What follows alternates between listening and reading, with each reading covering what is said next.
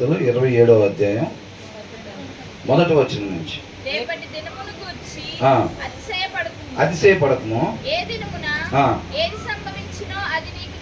అది నీకు తెలియదు. లోకస్తులు చెప్పినట్టుగా మనం వచ్చే సంవత్సరం ఈ టైంకి వెళ్తే చూడండి ఎలా ఉంటాను, ఏ కారులో వస్తానో చూడండి, ఏ ఫ్లోర్ బాలకాంతో కూర్చొని కాఫీ తాగుతూ ఉంటానో, బ్లాక్ కాఫీ చూడండి మీరే. లోకస్తులు ఏం చెప్తారు? టార్గెట్ పెట్టుకోవాలి. లోక సంబంధమైన మోటివేటర్లు ఏం చెప్తారు? వచ్చి కొన్ని ఆఫీసులో వాళ్ళని మోటివేషన్ చేయడానికి, వాళ్ళకి ప్రేరేపణ కలిగించడం కోసం కొంతమంది మోటివేటర్లను పిలుస్తారనమాట. పిలిచినప్పుడు వాళ్ళు ఏం చెప్తారు? నువ్వు ఒక టార్గెట్ పెట్టుకో, ఒక 2 ఇయర్స్లో ఇలా ఉండాలి, నా లైఫ్ 3 ఇయర్స్లో ఇలా ఉండాలి, నేను 5 ఇయర్స్లో ఇంత సంపాదించాలనేది నువ్వు ఒక టార్గెట్ పెట్టుకో. ఆ టార్గెట్ పెట్టుకోలేని సక్సెస్ అవ్వలేడు లైఫ్లో అని చెప్తారు వాళ్ళు. అవునా? కానీ వాక్యం ఏం చెప్తుంది? రేపు దినం గురించి నువ్వు అతిశయపడబాక, do not boast about tomorrow అని ఉంది. ఏంటంట? రేపు గురించి, రేపు ఇట్లా చేద్దాం, అట్లా చేద్దాం, ఎల్లుండి ఇట్లా చేద్దాం, నెల రోజుల తర్వాత ఇట్లా సెట్ చేసుకుందాం లైఫ్. ఏంటంట?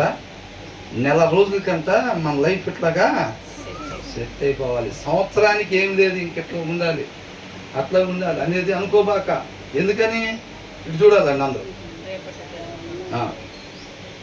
ఎందుకని? మాట్లాడాల్సిన మాట మాత్రమే మనం మాట్లాడాలి అని అంటే, ఆ మాట ఎవరు పలికించాలి? దేవుడు పలికించాలి. సిస్టర్ వాళ్ళకి ఎన్నబడుతుంది బాగా. కొద్దిగా ముందుకు వేసుకోండి సిస్టర్, లేకపోతే కొంచెం ముందుకు వేసుకోండి. అందరూ నీళ్ళలో ఉన్నారు కానీ బ్రదర్ సిస్టర్కే ఎన్నబడుతుంది కదా. అయితే మనిషికి ఆలోచనలు అనేకం అంట, మాటలు అనేకం ఉంటాయి అన్నమాట. ఇట్లా మాట్లాడదాం, అట్లా మాట్లాడదాం, అక్కడికి వెళ్ళిన తర్వాత ఇట్లా చక్రం తిప్పుదాం, అట్లా చక్రం తిప్పుదాం అనుకుంటారు. అవునా? కాకపోతే మనం మాట్లాడాల్సింది మాత్రమే ఆయన చిత్తానుసారంగా ఉండటానికి ఏ మాట మాట్లాడాలో అది మాత్రం ఎలాగలా బతకటం కాదండి, బ్రతకాల్సిన రీతిగా మాత్రమే బ్రతకాలి. ఈ క్షణం నేను ఎలాగుండటం ఆయన ఇష్టపడుతున్నాడో, ఈ దినం నేను ఎలాగుండటం ఆయన ఇష్టపడుతున్నాడు, ఈ దినం నా ద్వారా ఏ కార్యాలు చేయాలని ఆయన కృపను బట్టి నన్ను సజీవునిగా ఉంచాడో ఆ రీతిగా మాత్రమే నేను ఈ దినాన్ని గడపాలి అని దుప్పి నీటి వాగులు కొరకు ఆశపడినట్టుగా ఎవరైతే ఆశపడతారో వాళ్ళని ఆ రీతిగా మాత్రం ఉండేటట్టుగా ఆయన నడిపిస్తాడు. మనం వెళ్ళాల్సిన ప్రదేశానికి మాత్రమే వెళ్ళేటట్టుగా, ప్రవర్తించాల్సిన రీతిగా మాత్రమే ప్రవర్తించాలి, మాట్లాడాల్సిన మాట మాత్రమే మాట్లాడాలి, నేను చూడాల్సిన రీతిగా మాత్రమే చూడాలి మనుషుల్ని అని అనుకుంటే దాన్ని దయచేయాల్సింది దేవుడు మాత్రమే. ఏదో ఒకటి మాట్లాడాలంటే దేవుడితో పనేమీ లేదు. కాకపోతే ఆయన మాట్లాడిచ్చిన మాటను బట్టి పరిస్థితులు మారిపోతాయి. అవునా? అక్కడికి వెళ్ళిన తర్వాత దొంగతనం చేసింది నువ్వేనంటే, అవును నేనేనండి అంటే ఏమైంది? వీళ్ళు తీసుకెళ్ళి లోపల వేయండి అంటారు. అవునా? నేను కాదండి అని అంటే ఇన్వెస్టిగేషన్కి లోపల వేయకుండా బయట ఉంచుతారు. పరిస్థితి ఎలా ఉంది అక్కడ? ఆ మాట మాట్లాడినప్పుడు పరిస్థితి వేరేలాగా ఉంది, ఈ మాట మాట్లాడినప్పుడు పరిస్థితి ఇంకొకలాగా ఉందన్నమాట. అంటే మాటను బట్టి పరిస్థితులు మారిపోతాయి. ఆయన ఏ సమయంలో ఏ మాట మాట్లాడిస్తాడు, ఏ సమయంలో ఎలాగ మన ద్వారా ప్రవర్తింపజేస్తాడు మనకి తెలియనప్పుడు రేపు ఇలాగుందాం అలాగుందాం మనం ఎలాగనుకుంటాం? అవునా? మన చేతిలో ఉందా ఏమైనా? ఈ భూమి మీద ఉన్న ఏ మనిషి చేతిలో కూడా లేదు. ఉండాల్సిన రీతిగా మాత్రమే ఉండాలంటే మన ద్వారా ఆయన కృపను బట్టి మనం రక్షించుకున్నాడు. ఏ సత్కార్యాలు మన ద్వారా ఆయన జరిగించాలని ఇష్టపడి మనం సృష్టించాడో మనకు తెలుసా? మనకి తెలియదు. ఆయన నోటి నుంచి వచ్చిన మాట అంతా ఆయన చిత్తాన్ని నెరవేర్చుకున్న వెనక్కి తిరగదు. ఆయన అల్మర్లో పెట్టి మనం నడుద్దాం అని చిత్తానుసారంగా అనుకుంటే ఏ ఒక్క కార్యం కూడా జరగదు. ఆయన నామాన్ని మనం క్రీస్తువుని మహింపరచలేమన్నారు. అర్థమవుతుందండి? కాబట్టి నిత్యము ఆయన వాక్యం మన హృదయంలో ఉన్నట్లయితే ఆ మాట మనం ఎక్కడెక్కడికి వెళ్ళాలి, ఎవరితో మాట్లాడాలి, ఎవరి దగ్గర ఎలాగా ప్రవర్తించాలి, ఎవరి దగ్గర ఎలాంటి చూపు కలిగి ఉండాలి, ఎలాంటి మంచి మాదిరి కలిగి ఉండాలో ఆ మాట నడిపించింది అనమాట. అడ్రస్ తెలిసింది ఆయనకి, వాక్యం అయి ఉన్న దేవుడికి. ఆయనకి తెలుసా లేదా ఏ కార్యాలు మన ద్వారా జరిగించాలని ఆయన ఇష్టపడ్డాడు? ఆయనకి తెలుసా లేదా? ఆయనకి తెలుసు. మా నాన్నకి తెలుసా నా గురించి? దేవుడు నన్ను ఎందుకు ఇచ్చాడో? మా అమ్మకు తెలుసా? మా అక్క వాళ్ళకి, మా తమ్ముడు వాళ్ళకి, నాకు తెలుసా? నాకు కూడా తెలుసు. మరెవరికి తెలుసు? ఆయనకి తెలుసు అమ్మ. సృష్టించింది ఆయన కాబట్టి ఆయన ఏ ఆలోచనలు చేసుకున్నాడు ఆయనకే తెలుసు. కాబట్టి మన జీవితం మీద అధికారం, చిన్నపిల్లలు వాళ్ళ తండ్రికి చెయ్యి అప్పగిచ్చి వాళ్ళ నాన్న తీసుకెళ్తే వెళ్ళినట్టుగా ఏం చేయాలి, మన జీవితం మీద అధికారం ఆయనకి అప్పగించాలి. ఇక మీద నా కొరకు నేను కాకుండా మనందరి కొరకు చనిపోయి తిరిగి లేచిన ఆయన కొరకు మాత్రమే మనం జీవించాలి అని చెప్పి నిజంగా అంతరంగంలో ఎవరైతే ఆశ కలిగి ఉంటారో మనల్ని పూర్తిగా ఉపేక్షించుకొని మన జీవితం మీద అధికారం ఆయనకి అప్పగిస్తారు. అప్పుడు యుద్ధం ఎవరిది? యెహోవాది. అప్పుడు వరకు ఎవరిది? మనది. మనం యుద్ధం చేస్తే ఎక్కడికి వెళ్తాం? పందుల పొట్టు తినే దగ్గరికి వెళ్తాం. కరెక్ట్గా ఎక్కడ అవుతాం? పందుల పొట్టు. తప్పిపోయిన కుమారుడు నా అంతరకు నేను యుద్ధం చేసుకుంటా, నాకు అసలు ఎవరితో పని లేదని చెప్పి యుద్ధం చేసుకుంటే ఎక్కడికి వెళ్ళాడు? పందుల పొట్టు తినే దగ్గరికి వెళ్ళాడు. ఏమాత్రం తీసుకోం మనం కూడా అక్కడికే చేరుకుంటాం. ఆల్రెడీ ఒకసారి చేరుకున్నాం ఏదైనా తోటలో, అవునా? మీరు చావకుండా ఉన్నట్లు ఆ పండు మీరు తినకుండా ఉంటాం మీద అంటే, ప్రభువా సృష్టించావు, సమస్తం ఇచ్చావు, మాకు అప్పగిచ్చావు, ఇక మేము చూసుకుంటాం మా సంగతి మేము అన్నారు. ఏం చూసుకున్నారు? శుభ్రంగా తండ్రికి దూరం అయిపోయి మరణాన్ని తెచ్చుకొని ఎటు పోవాలో మళ్ళీ జీవం దగ్గరికి వెళ్ళాలంటే దారి తెలియక దిక్కు తోస్తున్న స్థితిలోకి వెళ్ళిపోయాం. మనం అంత బాగా యుద్ధం చేస్తాం అన్నమాట. మనం ప్రతి ఒక్కరు యుద్ధం వీళ్ళే నాశనాన్ని. అర్థమైందండి? ఇక చాలు మనం యుద్ధం చేసింది. మన జీవితం మీద అధికారం ఆయనకి అప్పగించుకోవాలి. అప్పగించుకుంటే ఆయన యుద్ధం చేసి జయాన్ని మనకి అప్పగిస్తాడు. మన జీవితం మీద అధికారం ఆయనకి ఇటువంటి ఇక్కడ మోకాలు వేసి నోటితో ఒప్పుకొని బైబిల్ తీయకుండా ఉంటాం కాదండి. క్రియ ద్వారానే ఆయన నమ్ముతాడు. క్రియలు ఉన్న విశ్వాసం అబ్రహాం విశ్వాసం, క్రియలు లేని విశ్వాసం దెయ్యాల విశ్వాసం యాకోబు రాసిన పత్రికలో ఉంది. అర్థమవుతుందండి? మన నోటి మాట ప్రభువా నిన్ను ప్రేమిస్తున్నానని చెప్పి ఆయన ఆజ్ఞలు గైకొనకపోతే వాళ్ళు ఎవరంట? అబద్ధికులు. అవునా? ఆయన అంటే ఇష్టపడుతున్నాను, నేను ఆయన ఎరిగి ఉన్నాను అంటే ఆయన ఆజ్ఞలు గైకొన్నవాడే ఆయన ఎరిగి ఉన్నవాడు. అర్థమవుతుందండి? ఆయన ఆజ్ఞలు గైకొనాలంటే ఆయన ఆజ్ఞలు ఏంటో తెలియాలి ఫస్ట్. అది అలమార్లోనే ఉంచితే ఎట్లా తెలిసింది ఆయన ఆజ్ఞలు ఏంటో? అవునా? కాబట్టి మనం ఏం చేయాలంటే నిత్యము వాక్యాన్ని చదువుతూ ఉంటే ఆయన మాట మనలోనికి వచ్చింది. కాబట్టి మనం ఏ కార్యాల కొరకైతే సృష్టించబడ్డామో ఆ కార్యాలు మనం నెరవేర్చి ఆయన నామాన్ని గొప్పగా మహింపరిచేవారంగా ఉంటామన్నమాట. అవునా? ఆయన 100 సంవత్సరాల తర్వాత వచ్చినా 1000 సంవత్సరాల తర్వాత వచ్చినా ఏమడుగుతాడు? 1982 నుంచి నేను ఎంతవరకు ఉంటానో అంతవరకు ఆ టైం పీరియడ్లో ఏ కార్యాలు అయితే నా ద్వారా జరగాలి అని ఆయన ఆశపడ్డాడో ఆ కార్యాల గురించి లెక్కైనా అడుగుతాడు. నువ్వు రావాలేసయ్యా అని మనం పాడేది కదా. ఆయన ఎప్పుడు రావాలో తండ్రికి తెలుసు. కుమారుడితో చెప్తాడు, కుమారుడు అదేనా వస్తాడు.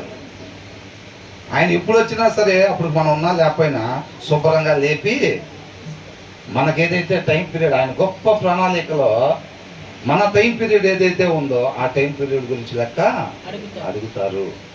అవునండి? కాబట్టి ఆయన పలికిచ్చే మాటలను బట్టి పరిస్థితులు మారిపోతూ ఉంటాయి. రేపటి దినం గురించి మనం బూస్ట్ చేసుకోకూడదు. అర్థమవుతుందండి? ఈ క్షణం మనం సజీవులుగా ఉన్నామంటే కేవలం ఆయన కృప మాత్రమే. ఈ క్షణాన్ని నేను ఎలాగ ఉపయోగించాలని ఆయన ఆలోచన చేసుకుంటున్నాడో ఆయన హృదయాలోచన చొప్పున మాత్రమే ఈ క్షణాన్ని నేను ఉపయోగించాలని నిత్యము దప్పికున్న వారిలాగా మనం ఉండాలంట. ఎలాగైనా సరే 6 నెలల కారు కొనాలి, దానికోసం సంపాదించాలి. ప్రస్తుతానికి 1 లక్ష దాచి పెట్టా.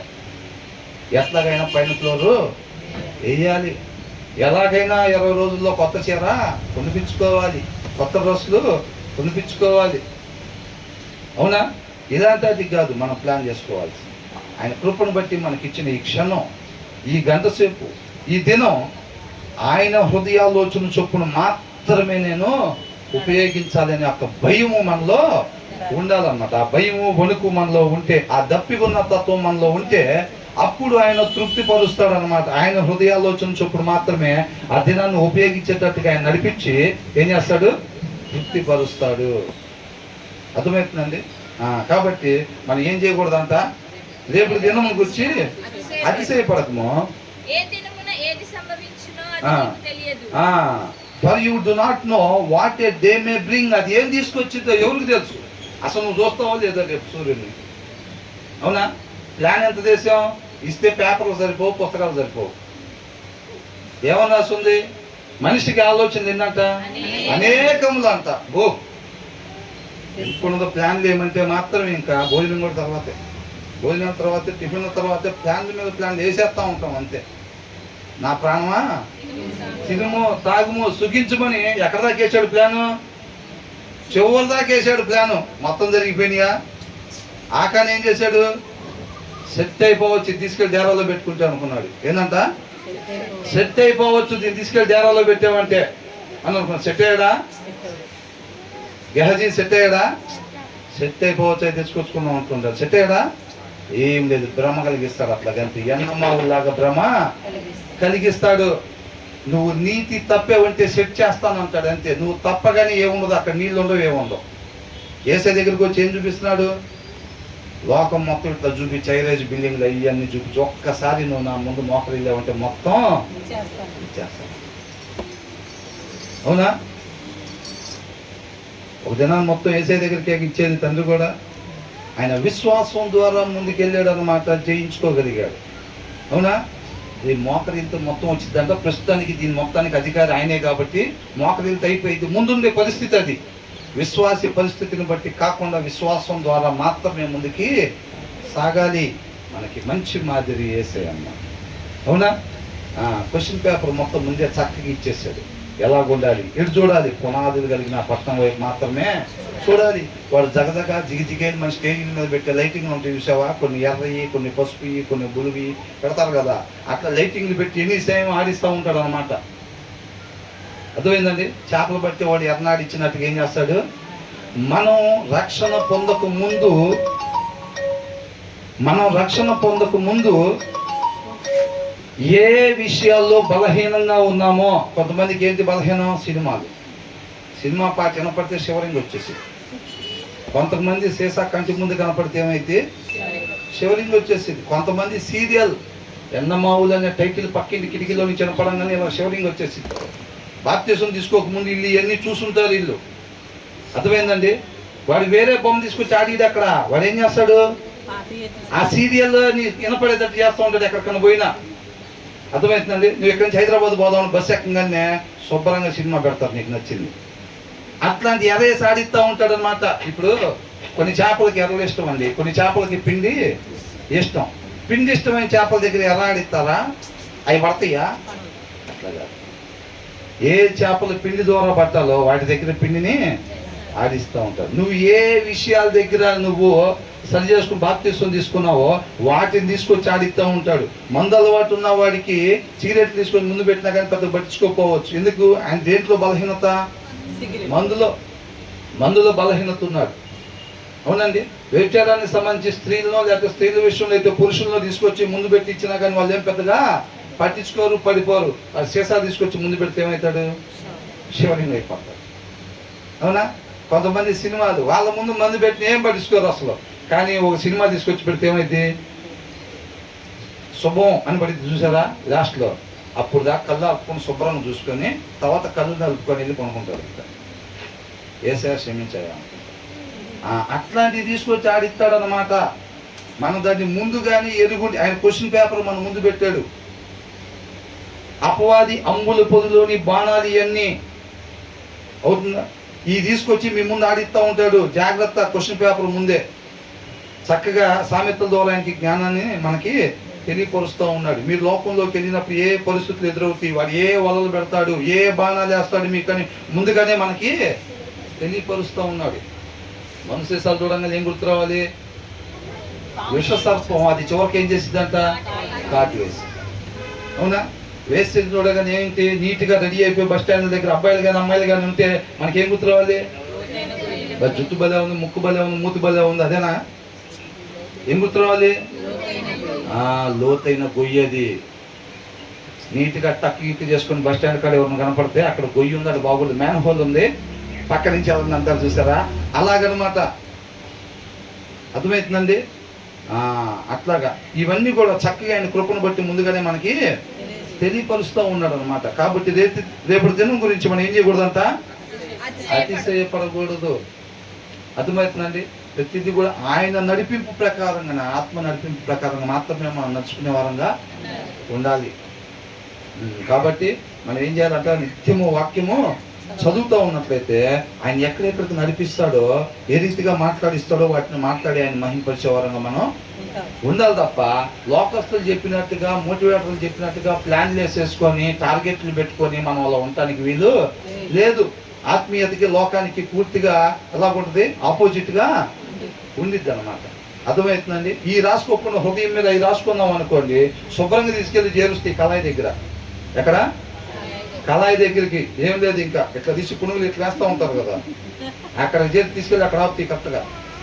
అవి రాసుకుందాం అంటే హృదయంలో. ఈ రాసుకుంటే ఎక్కడ ఆపుతాయి? తండ్రి దగ్గర ఆప్తి. మనం పోగొట్టుకున్న ప్లేస్ అదేగా. తండ్రి దగ్గర నుంచి దూరం అయిపోయాం, మళ్ళా తండ్రి దగ్గరికి చేరుస్తే నిత్య జీవాన్ని ఇస్తాయి అన్నమాట. కాబట్టి మనం ఏం చేయాలంటే రేపు దినం గురించి అతిశయపడకుండా, ఆయన కృపను బట్టి ఈ దినం నాకు ఇచ్చాడు, ఆయన హృదయాలోచన చొప్పున మాత్రమే ఈ దినాన్ని నేను గడపాలి అని చెప్పి నీటి వాగుల కొరకు దుప్పి ఆశపడినట్టుగా మనం అంతరంగంలో ఆశపడినట్లయితే ఆ రీతిగా మాత్రమే ఆ దినాన్ని గడిపేటట్టుగా ఆయన తృప్తిపరిచే దేవుడుగా ఉన్నాడు. తర్వాత ఏమంటున్నాడు?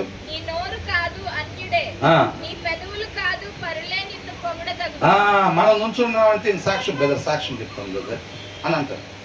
సరే సిస్టర్ సాక్ష్యం ఏందా, బ్రదర్ సాక్ష్యం ఏందా అంటారు. ఇంకా స్టార్ట్ చేస్తాం మనం. ఏమని?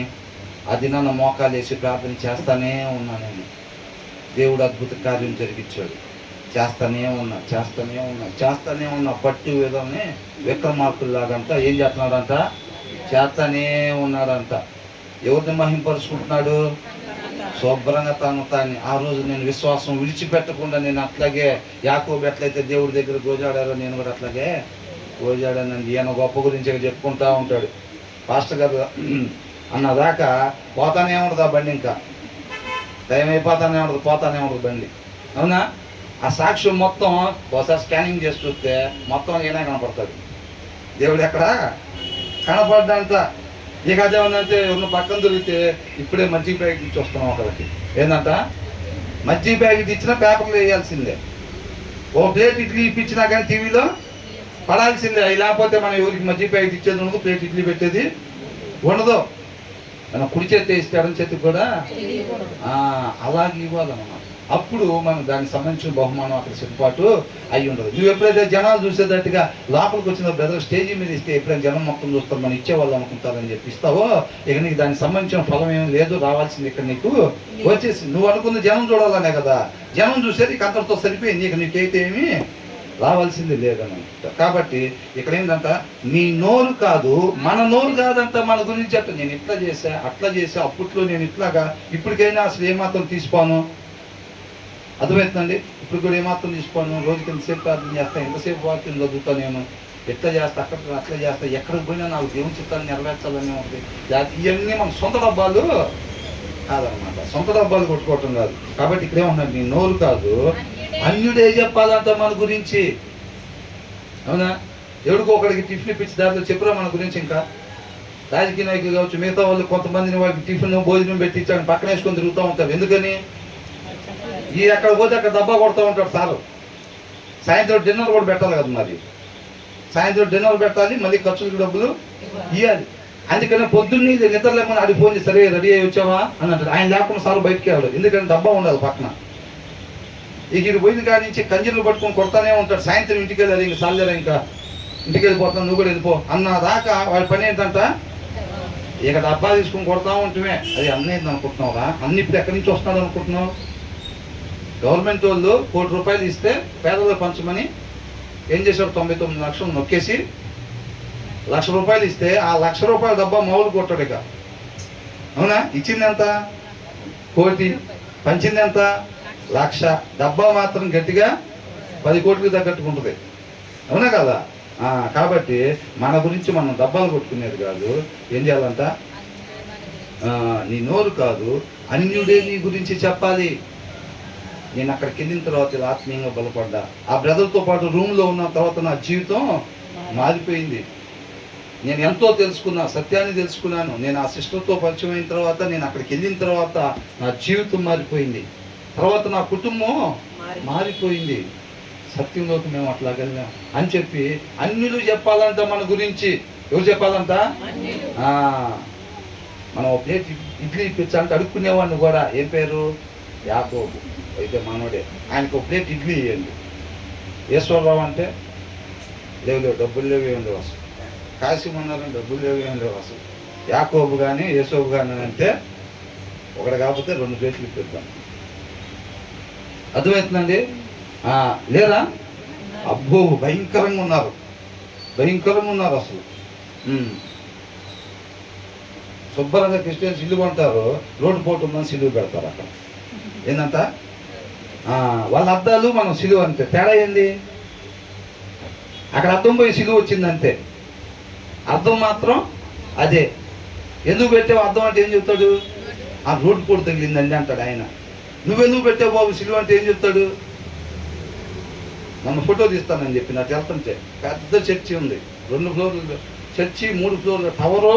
ఆ టవర్ పైన మినిమం ఈ డేరా అంత ఎత్తు సిలువ ఉంది. 5 సిలువలు పైన పెట్టున్నట్టున్నారు. 5 సిలువలు పైన పెట్టి ఒకటి మాత్రం రోడ్డు పోటు వచ్చింది. సిలువుకి ఇట్లా రోడ్డు వెళ్ళి ఇట్లా టర్నింగ్ తిరిగే దగ్గర ఎదురుగా ఉందన్నమాట. రోడ్డు పోటు వచ్చిందని ఎంత పెద్ద సిలువు పెట్టారు ఒకటి. ఆల్రెడీ చర్చి పైన టవర్ మీద 4 పెట్టి రోడ్డు పోటు వచ్చిందని చెప్పి ఈ డేరా అంత పెట్టారు ఒకటి సిలువ. అర్థమైందండి? ఏమంటున్నాడు?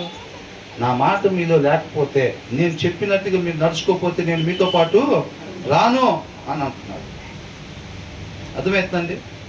కాబట్టి మనం అలాంటివి కాదు, మన వాక్య సారాంశం ప్రకారం ఉండాలి. అది సత్యం మనం స్వతంత్రంగా చేసిద్ది అని అంటున్నాడు. కాబట్టి మన గురించి మనం చెప్పుకోకుండా ఎవరు చెప్పాలంట? మన గురించి అన్నిలో చెప్పాలి. తర్వాత పరులే, క్రైస్తవులే కాదండి, ఎవరంట? పరులే నిన్ను పొగడదగ్ను. పరులు చెప్పాలి మన గురించి మనం చెప్పుకోవటం, మనం ఏర్పాటు చేసుకున్న లెఫ్ట్ హ్యాండ్ రైట్ హ్యాండ్ చెప్పటం కాదు. అర్థమవుతుందండి? అది. కాబట్టి మన గురించి ఇతరులు చెప్పేది దాన్ని, ఆ సాక్ష్యాన్ని దేవుడు పరిగణలోనికి తీసుకుంటాడు తప్ప మన మైకి తీసుకొని నేను ఆ దినాన్ని ఇట్లా కనుక్కున్నా, ఇట్లా చేశా, విశ్వాసంతోనే ఉన్నా, ఆ దినం మొత్తం ప్రార్థన చేస్తానే ఉన్నా, నేను ఎట్లా చేశా అట్లా చేశా, మన గురించి మనం శుద్ధి చెప్పుకుంటా ఉంటే అది దేవుడు శుద్ధి కింద తీసుకుంటాడు తప్ప సాక్ష్యం కింద తీసుకోడు. సమస్తం ఆయన నామాన్ని మహింపరిచేగానే ఉండాలి. తర్వాత ఏమంటున్నారు? మొదటి వచనంలో ఏం చూసామంటారు? రేపు దినం గురించి అతిశయపడకూడదు. అది ఆయన కృపను బట్టి మనకి ఇచ్చినప్పుడు, ఆయన హృదయాలోచన చొప్పుడు మనం నడుచుకునేటట్టుగా ఆయన ఆత్మ నడిపింపుని కోరుకోవాలి. 2వ వచనంలో ఏమనుంది? మన గురించి మనం గొప్పలు ఎప్పుడు చెప్పుకునే వాళ్ళం కాదు. హ్యూమిలిటీ, మనం ఎలా ఉండాలి? మనం పూర్తిగా ఉపేక్షించుకునే వారికి ఉండాలన్నమాట. అప్పుడే ఆయన నామాన్ని గొప్పగా, దావీదు ఎలాగంట ఎక్కడైనా తైన స్థలాల్లోకి నడిపించాలి. అప్పుడు మనం దగ్గరంత లోతుగా మనం తగ్గించుకోగలగలం. ఏం చేయాలి? యేసయ్య ఎంత ఎత్తుంటాడంటే, ఎక్కడ ఉంటాడంటే ఏం చెబుతాం? 1000 మీటర్లో ఉంటాడు, 10,000 మీటర్లో ఉంటాడని చెబుతామా? ఆయన అసలు వర్ణించలేము, అంతటి వాడు ఆయన. అవునా? ఎంతగా తగ్గించుకున్నాడు? శిష్యులు పాదాలు గడిగేంతగా తగ్గించుకున్నాడు. కాబట్టి అంతగా హెచ్చింపబడ్డాడు. మనం కూడా ఏం చేయాలి? మనల్ని 0 చేసుకోవాలి. మనలో యేసే మాత్రమే కనపడేటట్టుగా మనం ఎప్పుడైతే 0 చేసుకుంటామో ఆయన అంతగా మనల్ని వాడుకునేవాడుగా ఉంటాడు అన్నమాట. 3 దాంట్లో ఏమంటున్నారు?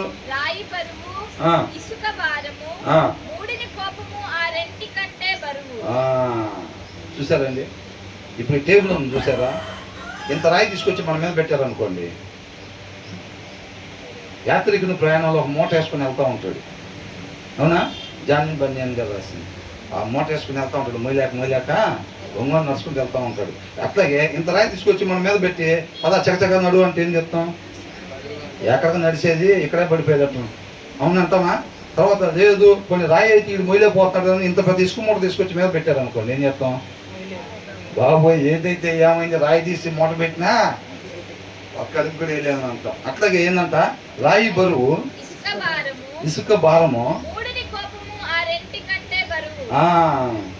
But a fool's provocation is heavier than both అని అంటున్నాడు. అర్థమవుతుందండి? ఫూల్ అని అంటే ఎవరు? చక్కగా రోజు ప్రార్థన చేసుకుని వాక్యం చదువుకుంటూ ఉండాలా? మరెవరు? ఉదయంలో వాక్యం ఉండదంతే, మనలాగా నీట్గా తలదూకుంటారు, షర్ట్ ప్యాంట్ వేసుకుంటారు, వచ్చి చర్చిలో కూర్చోవచ్చు. చెప్పలేము, అంతేనా? వాళ్ళు ఏమో సపరేట్గా వేరే ఖండం మీద ఉంటారా? లేదు, మన మధ్యలోనే ఉంటారు. చక్కటి నటన జీవితం ఉండిద్ది. కాకపోతే లోపల చూస్తే హృదయం ఎలా ఉండిద్దంట? చెడు హృదయం. 23వ వచనంలో 26వ అధ్యాయంలో చూసాం కదా, ఏంటంటే చెడు హృదయమును ప్రేమ గల మాటలు. లోపల మంచి హృదయం ఉండేవాడు ఏం మాట్లాడతాడు, అట్లా కవరింగ్ మాత్రం నెంబర్ 1 సిల్వర్ కవరింగ్ వేస్తాడు. లోపల ఏం కొండ అంట, మట్టి కొండ. ఏం కొండ, లోపల మట్టి కొండ. పెయింటింగ్ మాత్రం బ్రహ్మాండంగా సిల్వర్ పెయింట్ చేసుకొచ్చాడు. ఎలివేషన్ ఎలాగుంది, సిల్వర్ కొండలాగా బిల్డప్ ఉంది. లోపల చూస్తే అంతా మట్టే ఉందన్నమాట. కాబట్టి ఇక్కడ ఏంటంట, ప్రొవొకేషన్స్ ఆయన రెచ్చగొడితే అలాంటి మూర్ఖుడు ఆ విపరీతమైన పనులు, ఎలాంటి పనులు చేస్తాడు, అవునా? ఏం ఆలోచనలు వస్తాయి? ఆ మాట మనం వినలేము. ఆ మాటలు, ఆ ప్రవర్తన అయితే ప్రతి ఒక్కరిని నాశనం చేయాలని ఆలోచనలే దాంట్లో నుంచి వస్తాయి. ఎందుకని, ఎవరి హృదయంలో అయితే దేవుని వాక్యం ఉండదో వాళ్ళ హృదయంలో ఆల్రెడీ ఒకటి ఉంటుంది. ఏంటిది అది? స్వాభావికముగా ఉండే మూఢత్వము. ఏంటంట, ఉండే మూఢత్వం ఆల్రెడీ ఉంటుందన్నమాట. దాంట్లోంచి మనిషి హృదయంలో నుంచి మంచి రావాలి అని అంటే అది దేవుని వాక్యం వల్ల మాత్రమే సాధ్యం తప్ప లేకపోతే ఆ హృదయంలో నుంచి మంచి రాదు. ఈ భూమి మీద ఏ మనిషి హృదయంలో నుంచి కూడా దేవుని వాక్యం లేకపోతే మంచి అనేది రాదనమాట. కాబట్టి అలాంటి ఫూల్ ఏం చేస్తూ ఉంటాడు, ప్రతి ఒక్కరిని కూడా నాశనం చేయాలి, వాడిని మోసం చేయాలి, ఈయన్ని మోసం చేయాలి, ఏదో ఒక రకంగా 10 కాసులు సంపాదించాలి. అవునా? ఇస్కరియోతు యూదా ఏం చేశాడు, డబ్బుల కోసం ఏం చేశాడు, సత్యమై ఉన్న దేవుణ్ణే అమ్మేశాడు. అంతే. వాక్యం ఏం చెబుతుంది, ఆయన కృపను బట్టి మనకి ఇచ్చిన సమయాన్ని పెట్టుబడిగా పెట్టి సత్యాన్ని కొనుక్కోమని చెబుతుంది. అవునా? నువ్వు సత్యాన్ని కొనుక్కోవాలి. ఆయన జ్ఞానం, వివేకాన్ని, ఆలోచనలు, తెలివిని ఏం చేయాలంటే మనం కొనుక్కోమని చెబుతుంటే ఏనేం చేశాడు, అసలు ఆ కాసుల కోసం సత్యాన్ని అమ్మేశాడు. ఆయన మూర్ఖుల పనులు అట్లా ఉంటాయి అన్నమాట. అర్థమవుతుందండి? ఆయన ఎక్కడుండి అమ్మేశాడు, అరణ్యంలో ఉండి వాక్యం లేక అమ్మేశాడా? ఇంటెన్షన్ లేదన్నమాట. శ్రద్ధ లేదు. కొంతమంది చదివేస్తారు, అధ్యాయాలు చదివేస్తూ ఉంటారు, శ్రద్ధ ఉండదు. సారాంశం అక్కడే వదిలిపెట్టి అక్షరాలు తీసుకుని వెళ్ళిపోతూ ఉంటారు. 30 అధ్యాయాలు చదివేశాను అంటాడు. ఏముందో దాంట్లో వాళ్ళ జీవితంలో ఏం కనపడదు. 3 వచనాలు కూడా కనపడవు వాళ్ళ జీవితంలో. అర్థమవుతుందండి? 30 అధ్యాయాలు చదివేస్తారు నిజంగానే, 3 వచనాలు కూడా వాళ్ళ జీవితంలో ఆ సారాంశం కనపడదు. ఎందుకని? సారాంశం అక్కడే వదిలిపెట్టి అక్షరాలు మొత్తం ఏరుకుంటా వెళ్ళిపోయాడు. అంతే. వాక్య సారాంశం సత్యం అన్నమాట. ఆ సత్యం మనం స్వతంత్రంగా చేసిద్ది. కాబట్టి అక్షరాలను అనుసరించకుండా దేన్ని అనుసరించాలంట, ఆత్మని అనుసరించాలి. ఆత్మను అనుసరించే వాళ్ళు మాత్రమే దేవుని పిల్లలు. వాళ్ళు మాత్రమే రేపు తండ్రితో పాటు యుగయుగాలు ఉంటారు తప్ప అక్షరాలు ఏరుకుంటూ పోయే వాళ్ళందరూ ఉండరు. అవునా? అపవాది కూడా తెలుసా లేదా వాక్యం? ఎంత వాక్యం తెలియపోతే వాక్యమైన దేవుడి దగ్గరికి వాక్యం తీసుకుని వచ్చాడు. ఏం పర్వాలేదు, రాళ్ళ రొట్టెలుగా చేసుకుని తినమని ఉంది. ఏం పర్వాలేదు, పైనుంచి కింద దూకిన దేవదత్తులో పట్టుకుంటారని ఉంది. ఏం పర్వాలేదు, అది ఇది అని చెప్పి ఏం తీసుకొచ్చాడు, అట్లుంది అనమాట. ఎవరిని ట్రై చేయకుండా వదిలిపెట్టడు. అర్థమవుతుందండి? గుమ్మం దగ్గర రెడీగా ఉంటాడు, కుక్కలాగా. ఎలా ఉంటాడు? గుమ్మం దగ్గర రెడీగా ఉంటాడు అన్నమాట. ఎవడు హృదయంలో వాక్యం లేకుండా, పేరు ఏదైనా కావచ్చు, బాప్తిసం తీసుకుని ఎన్ని సంవత్సరాలు కావచ్చు, వాక్యం చెప్పేవాడైనా కావచ్చు, వాక్యం వినేవాడైనా కావచ్చు. వాక్యం చెప్పేవాళ్ళు పడిపోలేదండి. ఈ కాలనీలోనే ఉంటాడు. లాస్ట్ టైం చెప్పా, మాకు వివాహం చేశాడు ఒక ఆయన. నేను మరలా తప్పకుండా మీ దగ్గరికి వస్తాం పాస్టర్ గారు అని అన్నా. చాలా మంది ఇలాగే చెప్పి వెళ్ళిపోతారని అంటే, మేము మాత్రం ఖచ్చితంగా వస్తాం, గుర్తుపెట్టుకున్నాం అన్న. తర్వాత ఒకసారి మాకు ఆయన దగ్గరికి తీసుకెళ్ళిన పాస్టర్ గారిని అడిగాం. నాకు మౌనికాకు మ్యారేజ్ చేసిన పాస్టర్ గారి దగ్గరికి ఇంకొక పాస్టర్ గారు తీసుకెళ్ళారు. ఆయన అడిగాం, గుర్తుపెట్టుకొని వస్తానని చెప్పాను, ఖచ్చితంగా వెళ్ళాలని చెప్పి ఈ పాస్టర్ గారిని అడిగా. పాస్టర్ గారు అప్పుడు వివాహం జరిగించారు కదా, ఆయన దగ్గరికి తీసుకెళ్లారు కదా, ఆయన వెళ్ళి కలవాలి పాస్టర్ గారు, అది ఏమని చెప్పాను కదా అంటే, ఆయన ఇప్పుడు లేదండి, ఎక్కడున్నారు ఎవరు తెలియదు అంటున్నారు. అదేంటి పాస్టర్ గారు అని అంటే, ఎవరో ఒక ఆడపిల్లని జరిగిస్తానంట, ఆ ఏరియాలో తన్నారంట, తర్వాత పారిపోయాడు, వెళ్ళిపోయాడు కూడా తెలియదు అంటున్నాడు. నాకు ఇంచుమించు తర్వాత ఒక 13-14 సంవత్సరాల తర్వాత ఈ కాలనీలోనే కనపడ్డాడు ఆయన. ఈ కాలనీలోనే కనిపించాడు. అర్థమవుతుందండి? అంటే వాక్యం చెప్పేవాళ్ళు పడిపోరా, బ్రహ్మాండం చెబుతూ ఉంటారు. కాకపోతే వ్యక్తిగత సహవాసం దేవునితో లేకపోతే పడిపోవటమే. ఏ విషయంలోనూ బల్ల గుద్ది చెబుతూ ఉంటావు, ఆ విషయంలోనే పడిపోతావు. అర్థమవుతుందండి?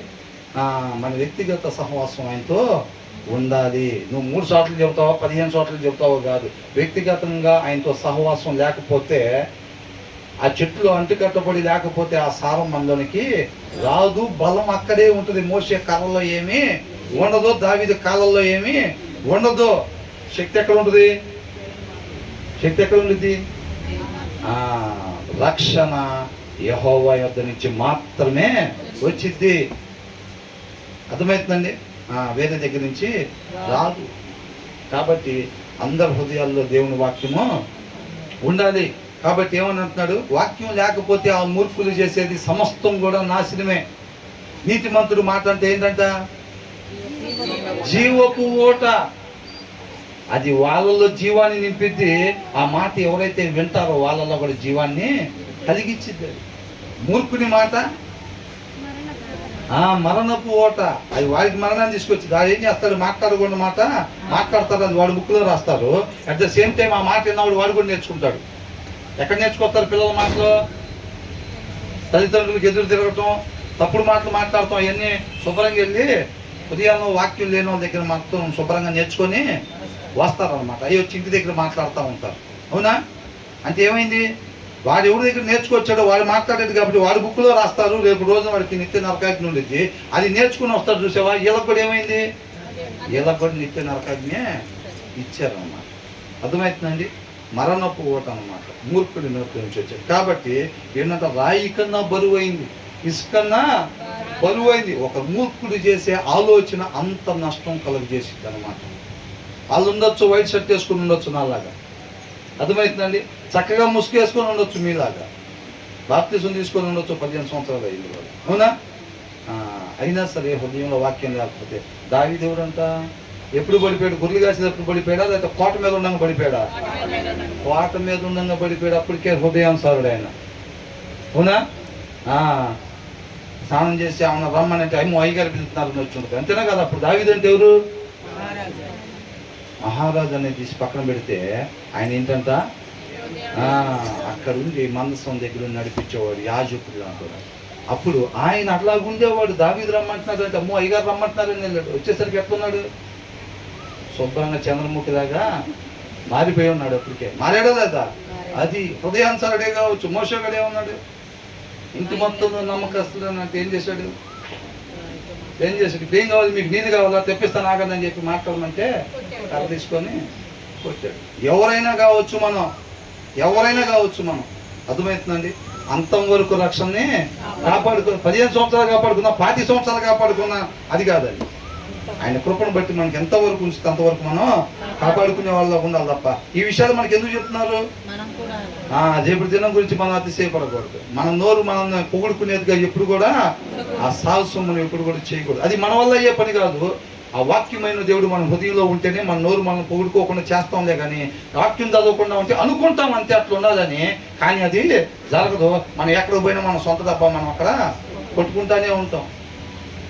వాక్యమైన దేవుడు మన హృదయంలో లేకపోతే మాత్రం ప్రతి వచనం ప్రకారంగా నేను ఉండాలి అని అనుకుంటాం అంతే. ఏ వచనం ప్రకారంగా మన జీవితంలో కనపడదు. అర్థమవుతుందండి? కాబట్టి రాయి ఎలాగ బరువు అయిందో, ఇసుక మూట ఎలాగైతే మన మీద పెడితే మనం మొయ్యి లేకుండా ఉంటాం, అంత భారంగా ఉంటుందో మూర్ఖుని హృదయంలో నుంచి వచ్చే ఆలోచన అంత నష్టాన్ని కలుగు చేసిద్ది అని అంటున్నాడు. ఆ మాట మనకి ఎందుకు చెప్పారు? వాక్యం లేని ప్రతి హృదయం మూర్ఖపు హృదయం. నేను చెప్పట్లేదండి, వాక్యంలో ఉందండి. అవునా? స్వాభావికంగా ఉండే మూఢత్వం దాంట్లో ఉంటుందన్నమాట. అది దాంట్లో మంచేమి రాదు. తర్వాత ఏమంటున్నారు?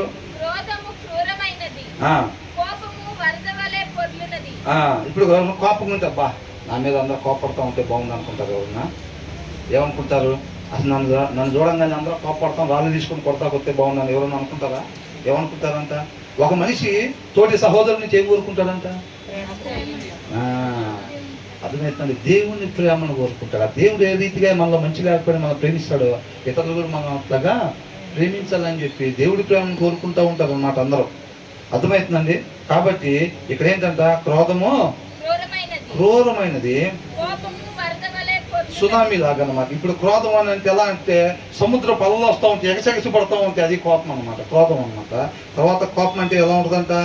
సునామీ వచ్చి నీళ్ళు ముందుకు వచ్చి ముంచితే చూసారండి అట్లా. అంటే దాని నెక్స్ట్ లెవెల్ ఇది, దాని నెక్స్ట్ లెవెల్. అవునా? దాని తర్వాత ఏంటంట? దీంట్లో ఏమని ఇచ్చారంటే ఇక్కడ but who can stand before jealousy అని అంటున్నారు.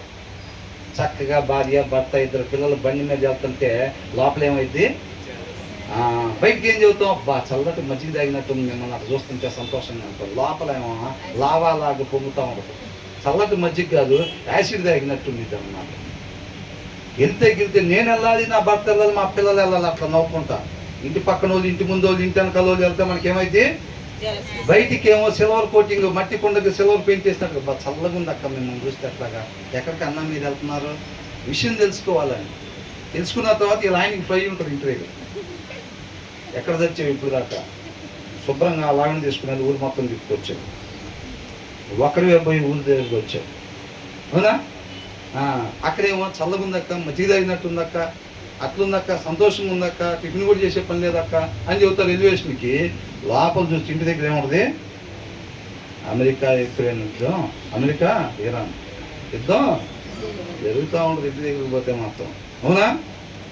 కాబట్టి ఏంటంటే జలసి, కడుపు మంట. దాని ముందు ఎవరు తట్టుకోగలుగుతారు? కడుపు మంట ఉండేవాళ్ళు ఏం చేస్తారు చెప్పండి?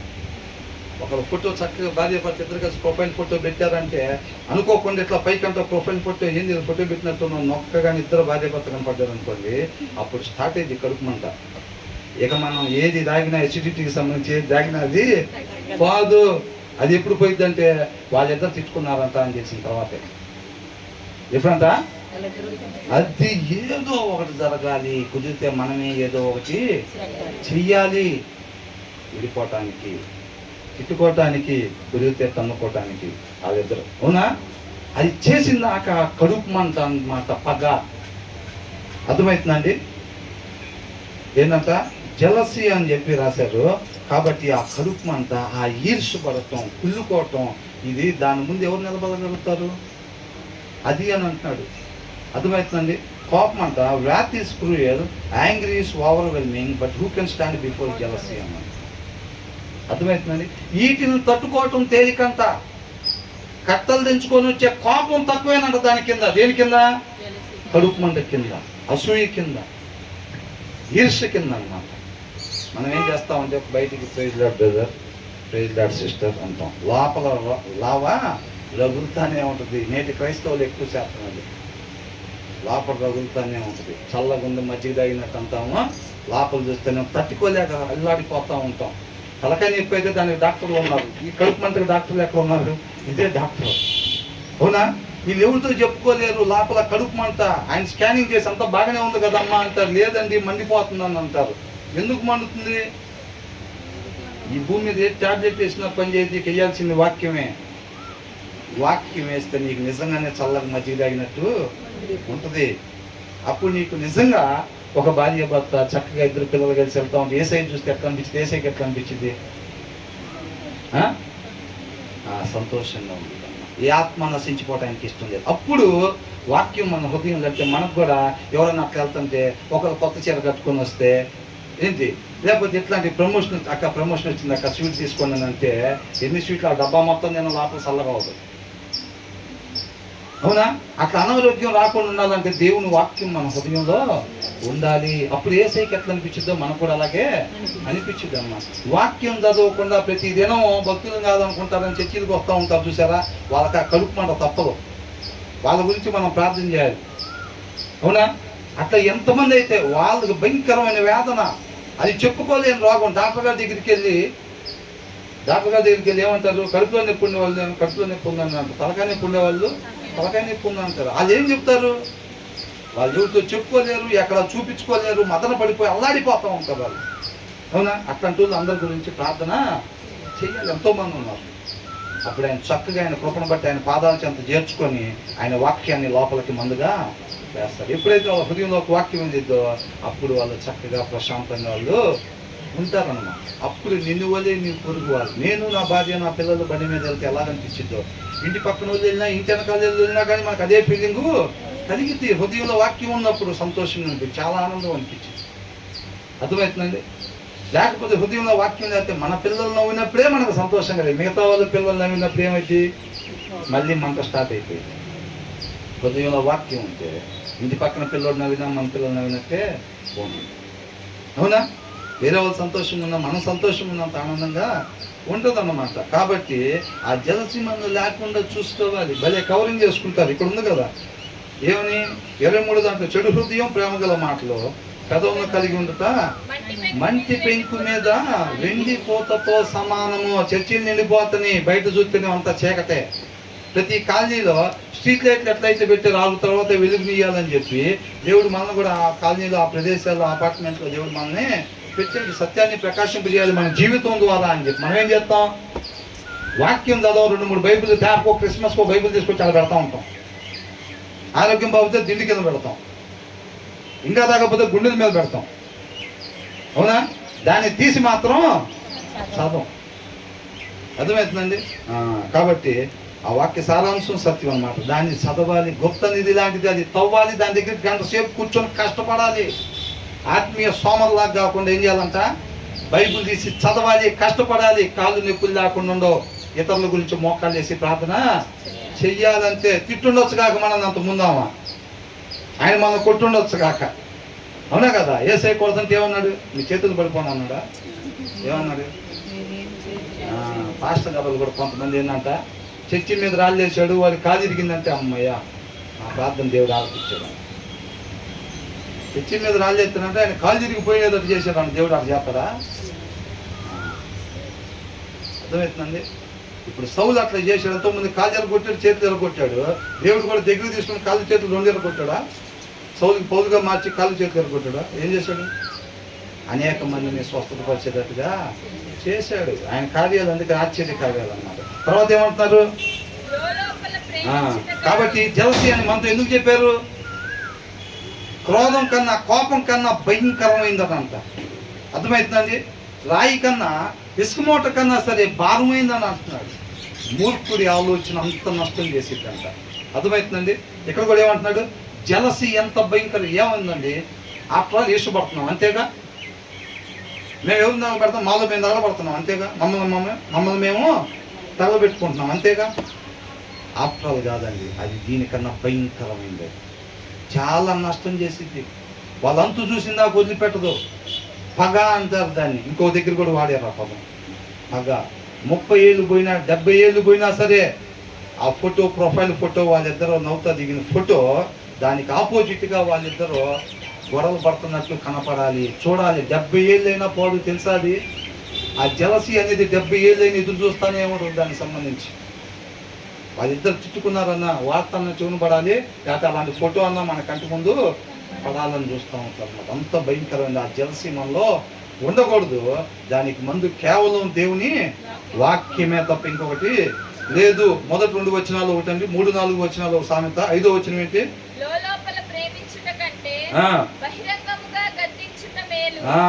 చూసారండి? కొంతమంది ఏంటి, నువ్వు అసలు బైబిల్ చదవట్లేదు, నువ్వు బైబిల్ చదవాలని బాధ్యత చెప్పామనుకోండి, ఏమైంది? నొచ్చుకుంది. మొన్న అనుకున్నాం ఏమని, ఉప్పు లేకుండా చేస్తే మర్చిపోయి ఫోన్ మాట్లాడుకుంటా వాళ్ళతో వెళ్తా, ఫోన్ మాట్లాడుకుంటూ ఉప్పు లేకుండా కూరను తీసుకొచ్చి పెట్టి ఫస్ట్ ముద్ద నోట్లోకి పాకముందు ఎలాగుంది బాధపడిద్దేమో అని చెప్పి ఏమంటారు? బ్రహ్మాండంగా ఉన్నాను. రేపు రోజు బయట వాళ్ళు వచ్చిన అట్టకి ఉప్పు లేకుండా ఉండేది, నవ్వులు పాలయ్యి. అవునా? దానికన్నా ఎలా ఉంది అని అడిగినప్పుడు ఉప్పు వేసావు, అసలు ఉప్పు లేదు దీంట్లో, చూసుకోవాలి అని అంటే మళ్ళీ చూసుకొని ఉప్పు వేసుకుంటే సరి చేసేది అనుకోండి. ఆ మాట చెప్పినప్పుడు కొద్దిగా నొప్పి కలిగినట్టు ఉంటుంది, నొప్పి కలిగినట్టుగా ఉండిద్ది. కానీ ఏం చేసిద్ది? చక్కగా ఉండటం నేర్చుకుంది. ఎవరు నొచ్చి పెట్టినప్పుడు ఏమంటారు? కట్టుకున్నావు కాబట్టి నువ్వు పోగొడతాం కాదు, ఎట్లా ఉన్నా సరే. పంచదార బోధ ఉప్పేసిన టీలో బాబా ఏం టీ ఏం కాఫీ, మన నోవోటల్కి వెళ్ళినప్పుడు ఆఫీస్ వాళ్ళతో తాగేది కానీ అక్కడ కూడా ఎంత టేస్ట్ రావా. కాకపోతే మరి అట్లా చెప్పకపోతే కింద వచ్చిన వాళ్ళు ఉంది, గయ్యాలతో కాపురం అంటే ఎడ దగ్గరనే వాళ్ళు ఆగినట్టు అంటారు. దాన్ని ఆపుదామని ఎవరు చూస్తారంటే గాలిని పట్టుకున్నట్టు అంటారు. ప్రయాసం అర్థమే. గాలిని పట్టుకుంటామా?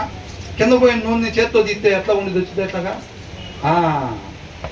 గయ్యాల భార్యని ఆపుదాం అనుకోవటం అంతా అట్లాంటిది. గాలిని పట్టుకోవటానికి పడే ప్రయాసం అర్థం. అదే నువ్వు ఎదురుపోయావంటే నలిగిపోతావు, రోడ్లో కింద నలిగిపోయినట్టుగా. అది భార్య కావచ్చు, భర్త అయినా సరే. ఎవరంట? నా కుమారుడు అని చెప్పారు, మీకే చెప్పారు కాదు. నా కుమారుడా దొంగతనం చేయబాక అని అంటే, అయితే మేము చేయొచ్చు లేడీస్ గానా? అట్లా కాదు. నా కుమారుడా అంటే లేడీస్ ఏం చేయాలి? నా కుమార్తె అని తీసుకోవాలి. నా కుమార్తె వినయం కలిగి ఉండు అని అంటే, అయితే ఆడవాళ్ళకి చెప్పాడు మేము ఎగిరిపడతాను అనుకోవాలా? అట్లాగేమి కాదు. గయ్యాలితో భార్య అంటే భార్య గురించి దేవుడికి కూడా తెలుసు, అందుకే అట్లా రాసేయడానికి కాదండి. అక్కడ భర్తలు ఏమని తీసుకోవాలి? అది గయ్యాలుగా ఉండే బట్టలైనా సరే. పోయినసారి చెప్పాం కదా, ఒక సిస్టర్ ఏంటంట, ఏం లేదు కర్చీఫ్ కింద పడిందంటే మినిమం 2 గంటల క్లాస్ ఉంటుందంట. 2 గంటల క్లాసు. వాళ్ళ అమ్మాయికి డాడీ వస్తున్నాడంటే భయంతో ఆరోగ్యం పాడైపోయే పరిస్థితి అంట. అలాంటి వాళ్ళు ఉన్నారు, టార్చర్ పెట్టేవారు. పేరుకి సాఫ్ట్వేర్ ఎంప్లాయ్ ఆయన, తెలుసండి. ప్రాక్టికల్గా జరిగింది. మా మిస్సెస్ వాళ్ళ ఫ్రెండే. అక్కడికి వెళ్తా, వాళ్ళ ఇంటి దగ్గరికి వెళ్తా అని చెప్తుంటే మామూలు విషయం కాదు. అర్థమవుతుందండి. చెప్పాను కదా, మర్చిపోయారా మీరు? మా అమ్మ నాన్న వాళ్ళు వస్తున్నారు ట్రైన్కి, ఎట్లాగంటే నాకు ఇప్పుడు కుదరదు బస్ స్టాండ్కి వెళ్తానికి, సాయంత్రానికి టికెట్లు బుక్ చేసుకోమని ఇప్పుడు క్యాన్సిల్ చేసుకున్నాను అని. ఏంటంటే అత్తమామలు వస్తున్నారని నాకు ఇప్పుడు బస్ స్టాండ్కి వెళ్తే వెళ్తాను కుదరదు, సాయంత్రాన్ని బుక్ చేసుకోమని ఇప్పుడు క్యాన్సిల్ చేసుకున్నాను చెప్పాడంట. అసలు చూడండి ఏ లెవెల్లో ఉంటుందో. ఇంటికి వచ్చేసరికి పెద్దవారు వాళ్ళ నాన్న తోసేసాడంట గదిలో నుంచి బయట. నిజంగా జరిగింది ఇది మొత్తం. ఎవరు దోసేశారు? గయ్యాలు భార్య దోసేసిందా, భర్త దోసేసాడా? భర్త. అర్థమైందండి. దేవుడి దృష్టిలో స్త్రీ పురుషులు ఇద్దరు సమానమే. ఒక్క పాయింట్ కూడా ఎక్స్ట్రా లేదు. ఒక్క పాయింట్ కూడా ఎక్స్ట్రాగా లేదు. అది నిన్ను వదే నీ పొరుగువారిని ప్రేమించాలి. నా మాట విని ఎవరైతే దాని ప్రకారంగా నడుచుకుంటారో వాళ్ళు బండ మీద ఇల్లు కట్టుకున్నట్టు అన్నారు తప్ప, పురుషులు ఎట్లాగా స్త్రీలు అయితే ఎట్లా నడుచుకోండి అట్లా ఎక్కడ కూడా దేవుడు వేరు చేసి మాట్లాడలేదు. అర్థమవుతుందండి. కాబట్టి ఏంటంట, లోపల మందు తాగేవాడు అబ్బాయి అయితే వాడు మందు తాగి ఆనందంగా ఉంటాడు, మందుకు డబ్బులు లేక బాధపడుతున్నాడు అని తల్లి ఏం చేసింది, సైలెంట్గా డబ్బులు తీసి ఇచ్చింది. అవునండి. లోపల ప్రేమిస్తారు. అదే ఉప్పు లేదంటే బాధపడిద్దేమో అని చెప్పి ఏమంటారు, సూపర్గా ఉందని అంటారు. రేపు నవ్వులు పోలేదు భార్య. అట్లాగే ఏం చేయకూడదంట, ఇక్కడ వచ్చిన ఏం రాస్తుంది,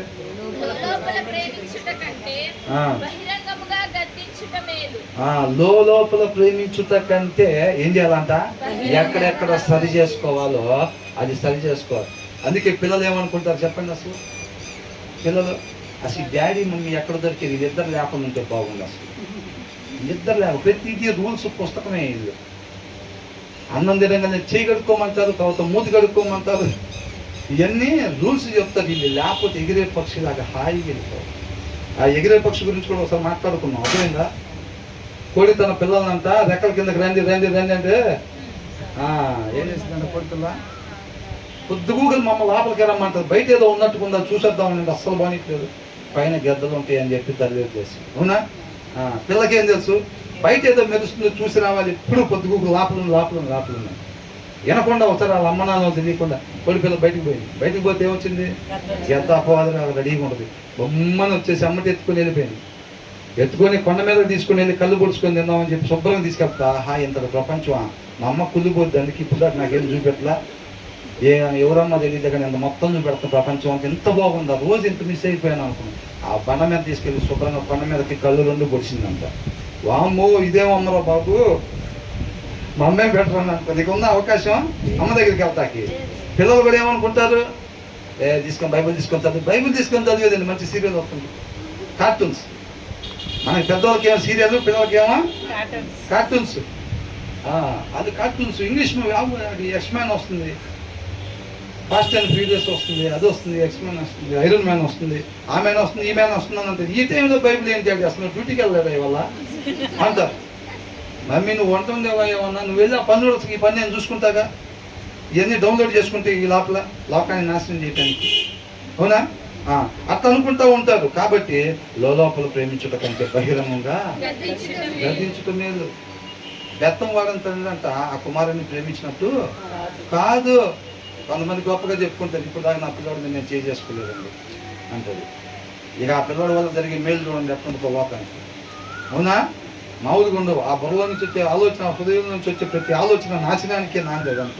అవునా కదా? కాబట్టి ఎప్పుడైనా సరే చక్కగా మన అవతలలో సరిచేసే వాళ్ళు మన పక్కన పెట్టడం దేవుడు మనకి ఇచ్చిన గొప్ప భాగ్యం అన్నమాట. దాన్ని తెలుసుకోవాలి మనం. పొగడతో పొగిడే వాళ్ళు పక్కనే పొద్దుగూకులు కూర్చోవటం శక్తి కొత్తది ఎట్లా ఉందంట, ఆహా రాజా. అప్పట్లో కవులను పక్కన పెట్టుకునే వాళ్ళు దేనికి, దొరద పుట్టిన దగ్గర గీకటానికి. ఆ కవి పేరు చెప్పగానే ఇంక ఓహో ఆహా నీ అంతటి వాడి లేడు, ఓడిపోయావు 3 సార్లు పోయి ఓడిపోయి వచ్చినా నీ రాజస్వం ఏమాత్రం తగ్గలేదు అంటూ ఉంటాడు. కవులు అంతే నీ ముందున్న వాళ్ళందరూ రాజులు గెలిచారు, ఓడిపోయారు, ఎట్ట పుట్టావు ఎట్టొచ్చావు మాకు రాజుగా అని అనకుండా ఏమంటాడు, నీ రాజస్వమే వేరు. ఓడిపోయి నువ్వు తలదించుకొని వస్తున్నా సరే ఆ వీరత్వం చూస్తే ఎగిరిపడుతున్నాను అంటాడు. అవునా కదా? మనం కూడా ఏమంటాం, చెబితే ఎందు నీ రంగుగా శారీ సెట్ అవుదా, డ్రెస్ సెట్ అవుదని చెబితే ఎందని చెప్పి అస్సలు ఎందుకు వచ్చిన గోగా ఏది అర్థం దగ్గర పెట్టుకుంటే ఎదిరిపోయిందని చెబుతుంది. ఆమె సెట్గా నా డ్రెస్ వేసుకుని ఊరు మొత్తం తిరిగింది, నిజంగానే ఎదిరిందని. అందరు చూసి ఏమనుకుంటారు? అందరూ కూడా బాగుంది డ్రెస్ ఎక్కడ ఉందంటే పక్కకు పోయి అసలు ఆ కలర్కి ఏమన్నా మ్యాచ్ అయింది లేదా, ఏమన్నా మ్యాచ్ అయిందన్నా. అట్లాగా ప్రతి ఒక్కరు కూడా అట్లాగా. కాబట్టి లోపల ప్రేమించుట కంటే పిల్లడు ఏం చేస్తున్నా ఏం లేకుండా వాడిని ప్రేమిస్తే వాడు బాగుపడాలి, వాడు చక్కగా ఉండాలి. మేమున్నా లేకపోయినా సరే వాడు చెంది సంతోషంగా ఉండాలి అని వాడిని ఏమీ అనకుండా ఎక్కడా సరి చేయకుండా లోపల ప్రేమిస్తూ ఉంటే ఏమైందంట, ఒక దినాన్ని జీబు వచ్చింది ఇంటికి. జీబు వచ్చి దేడి మీ అబ్బాయి అని మీ అమ్మాయిని కూడా తీసుకెళ్ళి బయటకు అంటారు. ఏమైందంటే ఇద్దరు కలిసి దొంగతనం చేసి ఇద్దరు కలిసి వాడిని కొట్టారు అంటారు. ఏంద్రా నాయన నేనేమనుకున్నా ఇద్దరు సంతోషంగా చల్లగా ఉండాలి, బాల్కాన్లో కూర్చొని 3వ ఫ్లోర్లో బ్లాక్ కాఫీ తాగాలనుకుంటే ఏంటో వీళ్ళిద్దరి కోసం జీబు వచ్చిందని అనుకుంటాడు. నువ్వు ఎక్కడా గద్దించకపోతే జీబు కాకపోతే ఏమొచ్చింది? లోపల ప్రేమిస్తూ ఉంటారు. అవునండి, గారాబం అయ్యేది ఎందుకు? ఆ ప్రేమ ఇదే లోపల ప్రేమించడం అంటే. గారాబం చేస్తారు, ముడుచుకుంటూ ఉంటారు పిల్లలను చూసి, అది చూసి ఆనందపడతా ఉంటారు. కార్టూన్ చూసి ఆనందించి ఇల్లు ముడుచుకుంటూ ఉంటారు. మొత్తం ముడుచుకొని ఒకసారి చేరుకుంటారు రేపు ముడుచుకోవడానికి. ఎక్కడికి? మొత్తం ఇట్లా తెస్తారు, చిన్న పిల్లలు అన్ని ఇట్లా తెస్తారు కదా, కుటుంబం మొత్తం ఉంటారు అక్కడ. ఎవడు మిస్ అవ్వకుండా ఇంటి పేట వాళ్ళు అందరూ ఉంటారు. ఎందుకని? మరి అంతేనా కాదా? లోపల ప్రేమించడం కాదండి, బయటికి గద్దించాలి. బైబుల్ చదవకపోతే భార్య అయినా ఏం చెప్పాలి, భర్త అయినా సరే ఏం చెప్పాలి? ముందు అవతల బా అంటాడు. ఫోన్ ఆల్రెడీ ఇరుక్కుపోయాడు ఆ వలలో, అవ్వాది పెట్టిన వలలో ఇరుక్కుపోయాడు. ఫోన్ పక్కకి తీయటానికి బలం సరిపోవట్లేదు భర్తకి. అయినా సరే భార్య చెప్పాలి, ప్రార్థన చేసేదిగా ఉండాలి. చెప్తుంటే తినకపోతే చెప్తా ఉండాలి, ప్రార్థన చెయ్యాలి. ప్రభావం విడుదల దయచేయండి ఆయన అని చెప్పి ప్రార్థన చెయ్యాలి. పిల్లల గురించి అయినా అంతే, ఎవరి గురించి అయినా అంతే ఉండాలి. మనం గద్దించేవారుగా నిజంగా ప్రేమిస్తే తండ్రి ఎలాగైతే బెత్తం వాడతాడో మనం కూడా మిగతా వాళ్ళలో ఏదన్నా ఆత్మీయంగా సరి చేసుకోవాల్సింది ఉంటే చెప్పాలి. చెప్తే వాడు నా పక్కన కూర్చోవడం తెలుసు. అవునా? పొగిడితేనే పక్కన బ్రదర్ రండి కూర్చొని నీకోసం ఆపే సీట్ అంటాడు. ఎందుకంటే లాస్ట్ వారం పొగిడే కదా, ఇవాళ కూడా పొగిడి. లాస్ట్ వారం సరి చేసామనుకో కూర్చుంటారా? కూర్చోపోయినా మనం ఏం చేయాలి? నిజంగా వాళ్ళని ప్రేమిస్తే మనం గద్దించేవారంగా ఉండాలన్నమాట. తర్వాత ఏమంటున్నారు? స్నేహితుడు ఏమి కోరి గాయాలు చేస్తాడంట? వాక్యం చదువుతున్నావా అంటే చదవట్లేదు బ్రదర్, పొరపాటును కూర్చున్నాను ఇక్కడ అని అనుకుంటాడు. అయినా సరే ఏం చేయాలి? చెప్పాలి, చదువుకోవాలి బ్రదర్, మనం చక్కగా చదవాలి, మనమే కదా ఈ లోకానికి వెలుగు ఉప్పు అని అన్నది. ప్రార్థన చేసుకుంటున్నారు కదా అని అడగాలి. ఈయన ఎవరంట? మేలును కోరుకునే స్నేహితుడు అనమాట. ఎవరంట? మేలుని కోరుకునే స్నేహితుడు. ఆ తర్వాత ఏమంటున్నాడు? అబ్బా, పగవాడు ఏం చేస్తాడంట? లెక్కలేని ముద్దులు పెడతాడంట. అంటే వాళ్ళ కలర్కి ఆ డ్రెస్ మ్యాచ్ కాకపోయి ఏమంటాడు? బాబా ఎక్కడ కొన్నావురా? నేను కూడా స్టోర్లు మొత్తం తిరిగేది దగ్గర నాకు దొరకలేదే, అసలు నీ సెలక్షనే లేదురా. పక్కకు పోయి ఏమంటాడు? చండాలం ఉంది, అసలు ఆమెకి ఏమన్నా డ్రెస్ నచ్చిందా, ఆయనకి అసలు ఆ షర్ట్ ఏమన్నా నచ్చిందా అని అంటాడు. ముందున్నప్పుడు ఏమంటాడు? సూపర్, అదిరిపోయింది, ఏ స్టోర్లో కొన్నారు? గుంటూరులో కొన్నావా? విజయవాడలో అయితే కాదు అది అని అంటాడు. అసలుకి ఆ షర్ట్ తీయడు. అవునా కదా? అట్లాంటిది ఇంకో 2 తెచ్చుకుంటాడు. ఒరే ఒకదాని మీద చూడలేకపోతాడు, 2 తెచ్చాడు అంటే ఇది మళ్ళీ ఈయన అసలు చూడలేమురా ఇంకా అని అనుకుంటాడు. అంటే ఏం చేశాడు? మగవాడు ఏం చేశాడు అంట? నష్టం కదా ఆత్మీయంగా. కంటతో వాక్యం చదవలేదు కానీ నువ్వు ఎవరు చదువుతున్నారు లేరా ఈ రోజుల్లో అంటూ ఏం చదువుతాడు? ఎవరు చదువుతున్నారు లేరా? నీకు విషయం తెలుసా, మా నాన్న కూడా చదవలేదు. వాళ్ళ నాన్నే పాస్టర్ గారు. ఒకసారి చెప్పాగా, గుంటూరులో ఒక పెద్ద చర్చి చెప్పాగా, పెద్దదంటే పెద్దది, 100 ఏళ్ళు అవుతుంది కట్టి. అర్థమవుతుందని బ్రిటిష్ వాళ్ళు కట్టారు. ప్యారిస్లో ఉంటాయి కదండి, వాటిలో ఒకటి. మా బావగారు ఫస్ట్ నుంచి అక్కడికి వెళ్తారు. మేము కూడా పెద్ద పాస్టర్ గారు వస్తారు. దాని పాస్టర్ గారు అంటే అక్కడికి మినిస్టర్లు ఎమ్మెల్యేలు వస్తారు పండుగలకి. వాళ్ళు మిగతా టైంలో రావాలనుకుంటారు, వేరే విషయం. అట్లా వస్తూ ఉంటారు. అయితే ఏం లేదమ్మా, ఈవినింగ్ పిల్లలకి యాక్టివిటీస్ ఉన్నాయంటే వెళ్ళాం. పాస్టర్ గారికి హౌస్ ఇచ్చారు దాంట్లోనే, కాంపౌండ్ లోపలే. చెప్పా కదా. యాక్టివిటీస్ ఉన్నాయని చెప్పి పిల్లలకి వెళ్ళంగానే కమ్మగా టీవీ సీరియల్ పెట్టుకొని చూస్తున్నారు. ఏంటంట 100 సంవత్సరాల క్రితం నుంచి ఉన్న చర్చ్ అది. అర్థమవుతుందండి? ఆ చర్చి పాస్టర్ గారు ఏం చేస్తున్నారంట, కమ్మగా టీవీ సీరియల్ వస్తుంది. అసలు కిటికీలో నుంచి ఏంద్రా బాబు అసలు మేము తిట్టుకుపోయాం అసలు. అర్థమవుతుందండి? కాబట్టి ఏంటంట ఇక్కడ ఏమని చెప్తున్నారు, గాయములు చేయను. కాబట్టి అవతల ఆత్మీయంగా మేలు కలిగేటట్టుగా చేయాలి తప్ప నిన్న చెప్పుకున్నట్టుగా మనం చెప్పుకున్నట్టుగా ఏంటంట, వాక్యం చదివేటప్పుడు ఎవడన్నా వస్తే బైబిల్ అక్కడ పెట్టేది వాక్యం చదువుకుంటాం అనుకుంటామేమో, వాడు కూడా చదువుతాడు ఇంటికి వెళ్ళి. మన వాటికే జాగ్రత్తగా మేఘాల మీద ఎక్కెళ్ళాలా, ఇంకెవరు రాకూడదని చెప్పి వాక్యం చదువుతున్నట్టు అది తెలియకూడదని చెప్పి బైబిల్ ఆడ పెట్టేళ్ళు అంటారు. వీళ్ళు మాత్రమే అక్కడ మేఘాలు. అవునా? అప్పుడు ఎవరు చూసుకుంటారు? దేవుడు చూసుకుంటాడు. ఎవరు ఎక్కినా మేఘాలు వీళ్ళు మాత్రం ఎక్కకుండా దేవుడు చూసుకుంటాడు. ఈ ఆత్మ నశించిపోవటానికి ఇష్టం లేదు. మనమే మన ఆత్మలు మాత్రమే బాగుండాలని అనుకుంటాం. అక్షరాలు ఏరుకుంటూ అధ్యాయాలు చదువుకుంటూ పోతే ఇలాంటి లక్షణాలు ఉంటాయి అన్నమాట. సారాంశం తీసుకునే వాళ్ళు ఎవరు కూడా అట్లాగా అనుకోరు అన్నమాట. కాబట్టి ఆహా ఓహో అని అనకుండా మనం ఉన్నది ఉన్నట్టుగా చెప్పాలి. మనం అవునంటే అవును, కాదంటే కాదు. నీ లోపల ఏదైతే ఉందో అంతరంగంలో లోపల మట్టి కొండలా పెట్టి బయటికి మాత్రం సిల్వర్ పెయింట్ వేసే వాళ్ళ కాకుండా ఏం చేయాలి, అది ఒకవేళ నిజంగా వాళ్ళకి ఎట్లా బాగుపోతే చెప్పే రీతిగా కూడా చెప్పాలన్నమాట. గదులు మీకు ఈ కథ అయితే బాగుంటుంది దీనికన్నా అన్నట్టుగా చెప్పామనుకోండి, వాళ్ళకి అర్థమైంది. ఆత్మీయ జీవితంలో కూడా వాళ్ళు ఏదైతే చెప్పాలో సరి చేసుకునే దాంట్లో కూడా మనం సరిగ్గా చెప్పే వారంగా ఉండాలన్నమాట. అంతే తప్ప అబద్ధాలు మనం చెప్పకూడదు. ఈ సత్యం అనే వెలుగు మనం ప్రకాశింపజేసే వారంగా ఉండాలి తప్ప కొంతమంది వేసుకున్నట్టుగా మనం ఆత్మీయ ముసుగు వేసుకునే వారంగా మనం ఉండకూడదు అన్నమాట. కాబట్టి లోపల ప్రేమించడం కంటే నువ్వు నిజంగా ఒకరిని ఇష్టపడితే వాళ్ళలో ఏదైతే సరి చేసుకోవాలని వాక్యంలో ఉందో, మనం రోజు వాక్యం చదువుతూ ఉంటాం కాబట్టి దాంట్లో ఏదైతే ఎదుటిలో కనపడిందో సరి చేసుకోవాల్సింది వాళ్ళకి మనం నిజంగా చెప్పే వాళ్ళంగా ఉండాలి. వాళ్ళు సరి చేసుకుంటే ఏమవుతారు, రేపు వాళ్ళు కూడా తండ్రి దగ్గరికి ఉంటారు, మనం కూడా తండ్రి దగ్గరికి ఉంటాం. నువ్వు ఒకరికి మేలు చేసినప్పుడు దానికి తగ్గ ఫలం దేవుడు ఇవ్వకుండా వదిలిపెట్టడు. అది మాటే కావచ్చు, క్రియ కావచ్చు, ఏదైనా సరే. అర్థమైందండి? కాబట్టి తర్వాత ఏమంటున్నారు,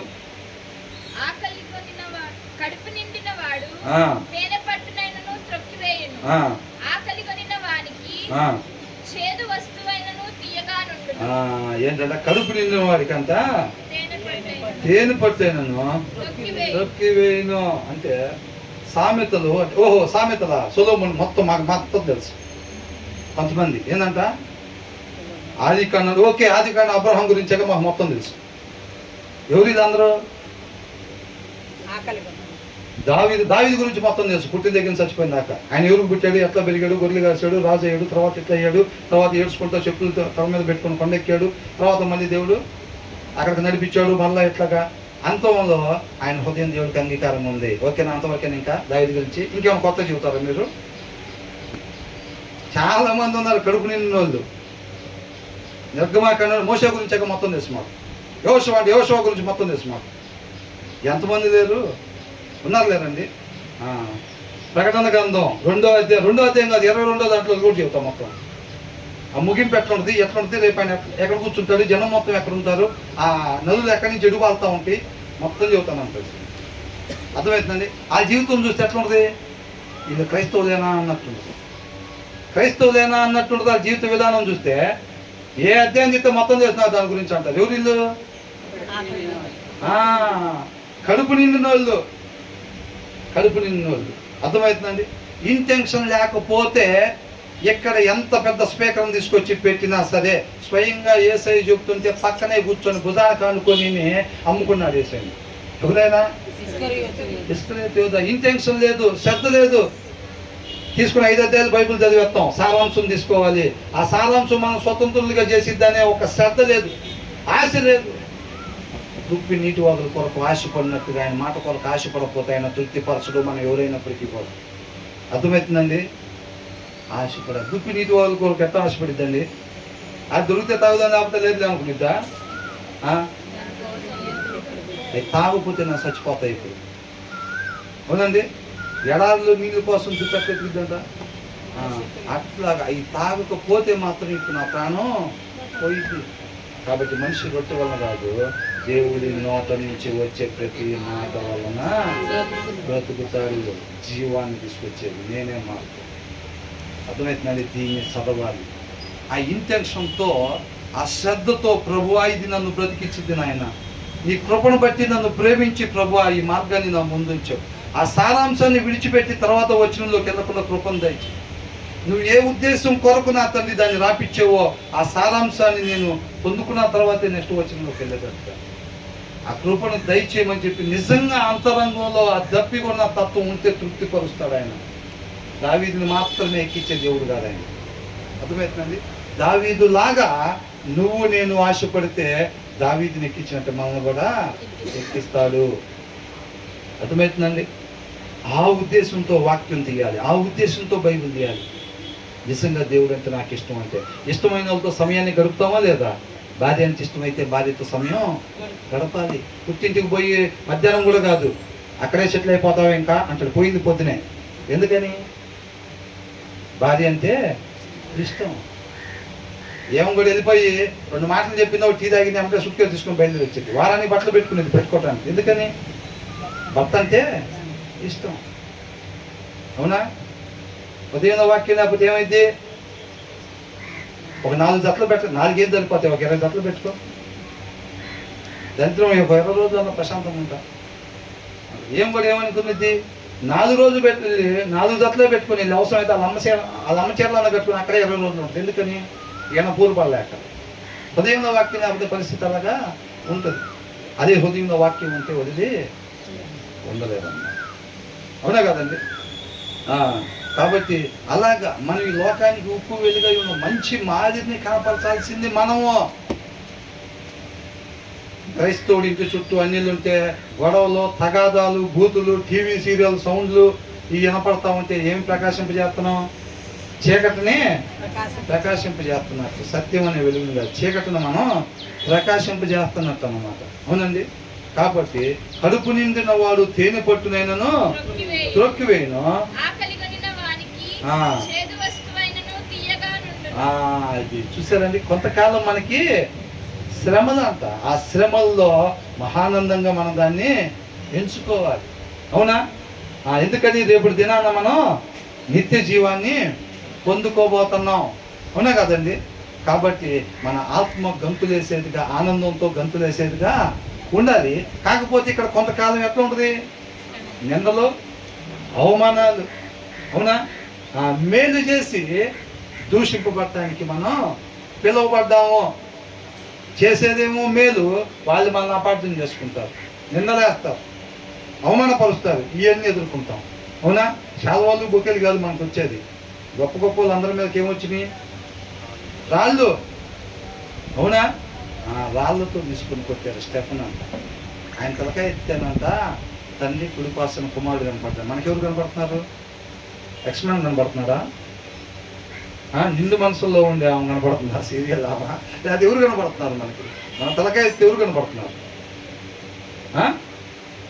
అది ఎంతకాడికి నేను బయటికి వెళ్ళగానే ఇంటికి మన సన్మానాలు కోరుకుంటాం. ఆఫీస్కి వెళ్ళంగానే ప్రమోషన్ ఇవ్వాలా, మీకోసం వెల్కమ్ అని చప్పట్లు కొట్టి శాల్వా కప్పి ఇవాళ నుంచి మేనేజర్ సీట్ మీదే. మన ఊహలన్నీ అట్లుంటాయి. మన ఊహలన్నీ అలాగుంటాయి అన్నమాట. అవునా? కాబట్టి మనం ఏది చెప్తామని పోయినా నిండు మనసుతో ఉండే వాళ్ళకి ఏమైనా పెట్టగలుగుతామండి? ఒక నిండు పాత్రలు ఆల్రెడీ దీన్ని నింపుకొచ్చాం అనుకోండి, ఒక పాత్ర నిండా బియ్యం నింపుకొచ్చాం, దాంట్లో ఏమైనా పెట్టడానికి అయిద్దా? అవదు. కాబట్టి ఏమనుకుంటాం మనం? ఆల్రెడీ మొత్తం చేసి నేను జ్ఞానిని కదా అని అనుకోకూడదు. అట్లా అనుకునేవాడు ఎంత భయంకరుడో ముందు వచ్చిన వాళ్ళు మనం చూసాం. మూర్ఖుడినన్నా మార్చొచ్చులే కానీ నేను జ్ఞానిని కదా అని అనుకునేవాడిని మార్చలేమో అని అంటున్నారు. అర్థమవుతుందండి? కడుపు నిండిన వాళ్ళు అంటే వాళ్ళు. జ్ఞానవంతుడు ఏం చేస్తాడంటే ఎవరైనా చెప్పినప్పుడు ఆ జ్ఞానానికి ఇంకా దీన్ని యాడ్ చేసుకుంటాడు. అర్థమవుతుందండి? కడుపు నిండిన వాడికి ఏం యాడ్ చేస్తాం? ఆల్రెడీ ఫుల్గా ఉంది, నాకు మొత్తం తెలుసు అనుకుంటున్నాడు. అట్లాంటి వాడికి మనం ఏం చెప్తే, ఎంత పెద్ద స్పీకర్ని తీసుకొచ్చి ఇక్కడ నిలబెట్టి చెప్పిస్తే రిసీవ్ చేసుకుంటాడు? ఇంటెన్షన్ లేనివాడికి ఎంత పెద్ద స్పీకర్ని తీసుకొచ్చి ఇక్కడ చెప్పించినా కానీ ఉపయోగం ఏమీ లేదు. ఆ ఇంటెన్షన్ ఉండాలి, ఆ శ్రద్ధ ఉండాలి ఫస్ట్ ఆఫ్ ఆల్. అర్థమవుతుందండి? అది ఉండాలన్నమాట. కాబట్టి కడుపు నిండిన వాడు తేనె పట్టునైనను త్రొక్కివేయును, ఆకలి కొనిన వాడికి చేదు వస్తువులను తీయగా ఉండును అని అంటున్నాడు అన్నమాట. అర్థమవుతుందండి. మనకు కొంతకాలం శ్రమలు ఉంటాయి, కానీ రేపు నిత్య జీవాన్ని మనం పొందుకుంటాము. అర్థమవుతుందండి. ఆ తీపిదనం అన్నమాట మనకి. కాబట్టి ఆ చేదుని మనం తీపిగా ఉండేటట్టుగా చూసుకుంటాం అన్నమాట. అవునా? పచ్చడితో పెట్టేవాడిని ఎంతో ఆకలితో వచ్చారు, బాగా ఆకలితో వచ్చి అన్నం పచ్చడి ఉందంటే ఏం చేస్తాడు? అది తింటుంటే చూడండి, పరవాన్నం పెడితే ఎట్లా తింటారు అట్లా తింటూ ఉంటారు. అంత ఆకలితో వచ్చినాడు. కడుపు నిండినోడికి నిజంగా పరవాన్నం పెట్టిన ఏమంటాడు? వద్దు వద్దు మాకు వద్దని అంటాడు. అవునా? కాబట్టి ఎందో వచ్చిన ఒక చూద్దాం. గూడు విడిచి తిరుగు పక్షితో సమానం అన్నమాట. ఇప్పుడు గూడు విడిచి తిరిగే పక్షిలో ఎక్కడ ఉంటాడు? క్యాట్ బాల్ పట్టుకొని ఉంటాడు. క్యాట్ బాల్ పట్టుకొని ఎట్లా కనపడుతుంది అంటే పక్షులు ఈ చెట్టు మీద నుంచి ఆ చెట్టు మీద పోతుంటే కనపడుతుంది, అదే ఇక్కడ ఏదో ఉంది, ఇక్కడ పక్షి ఉందా అంటాడు. వాడు ఆ క్యాట్ బాల్ పట్టుకొని అప్పుడు కొడతాను చూస్తూ ఉంటాడు. అది గూట్లో ఉందనుకోండి, అసలు ఇది తెలిసిద్దా? తెలీదు. గూట్లో ఉంటే పక్షికి శ్రేయస్కరం అన్నమాట.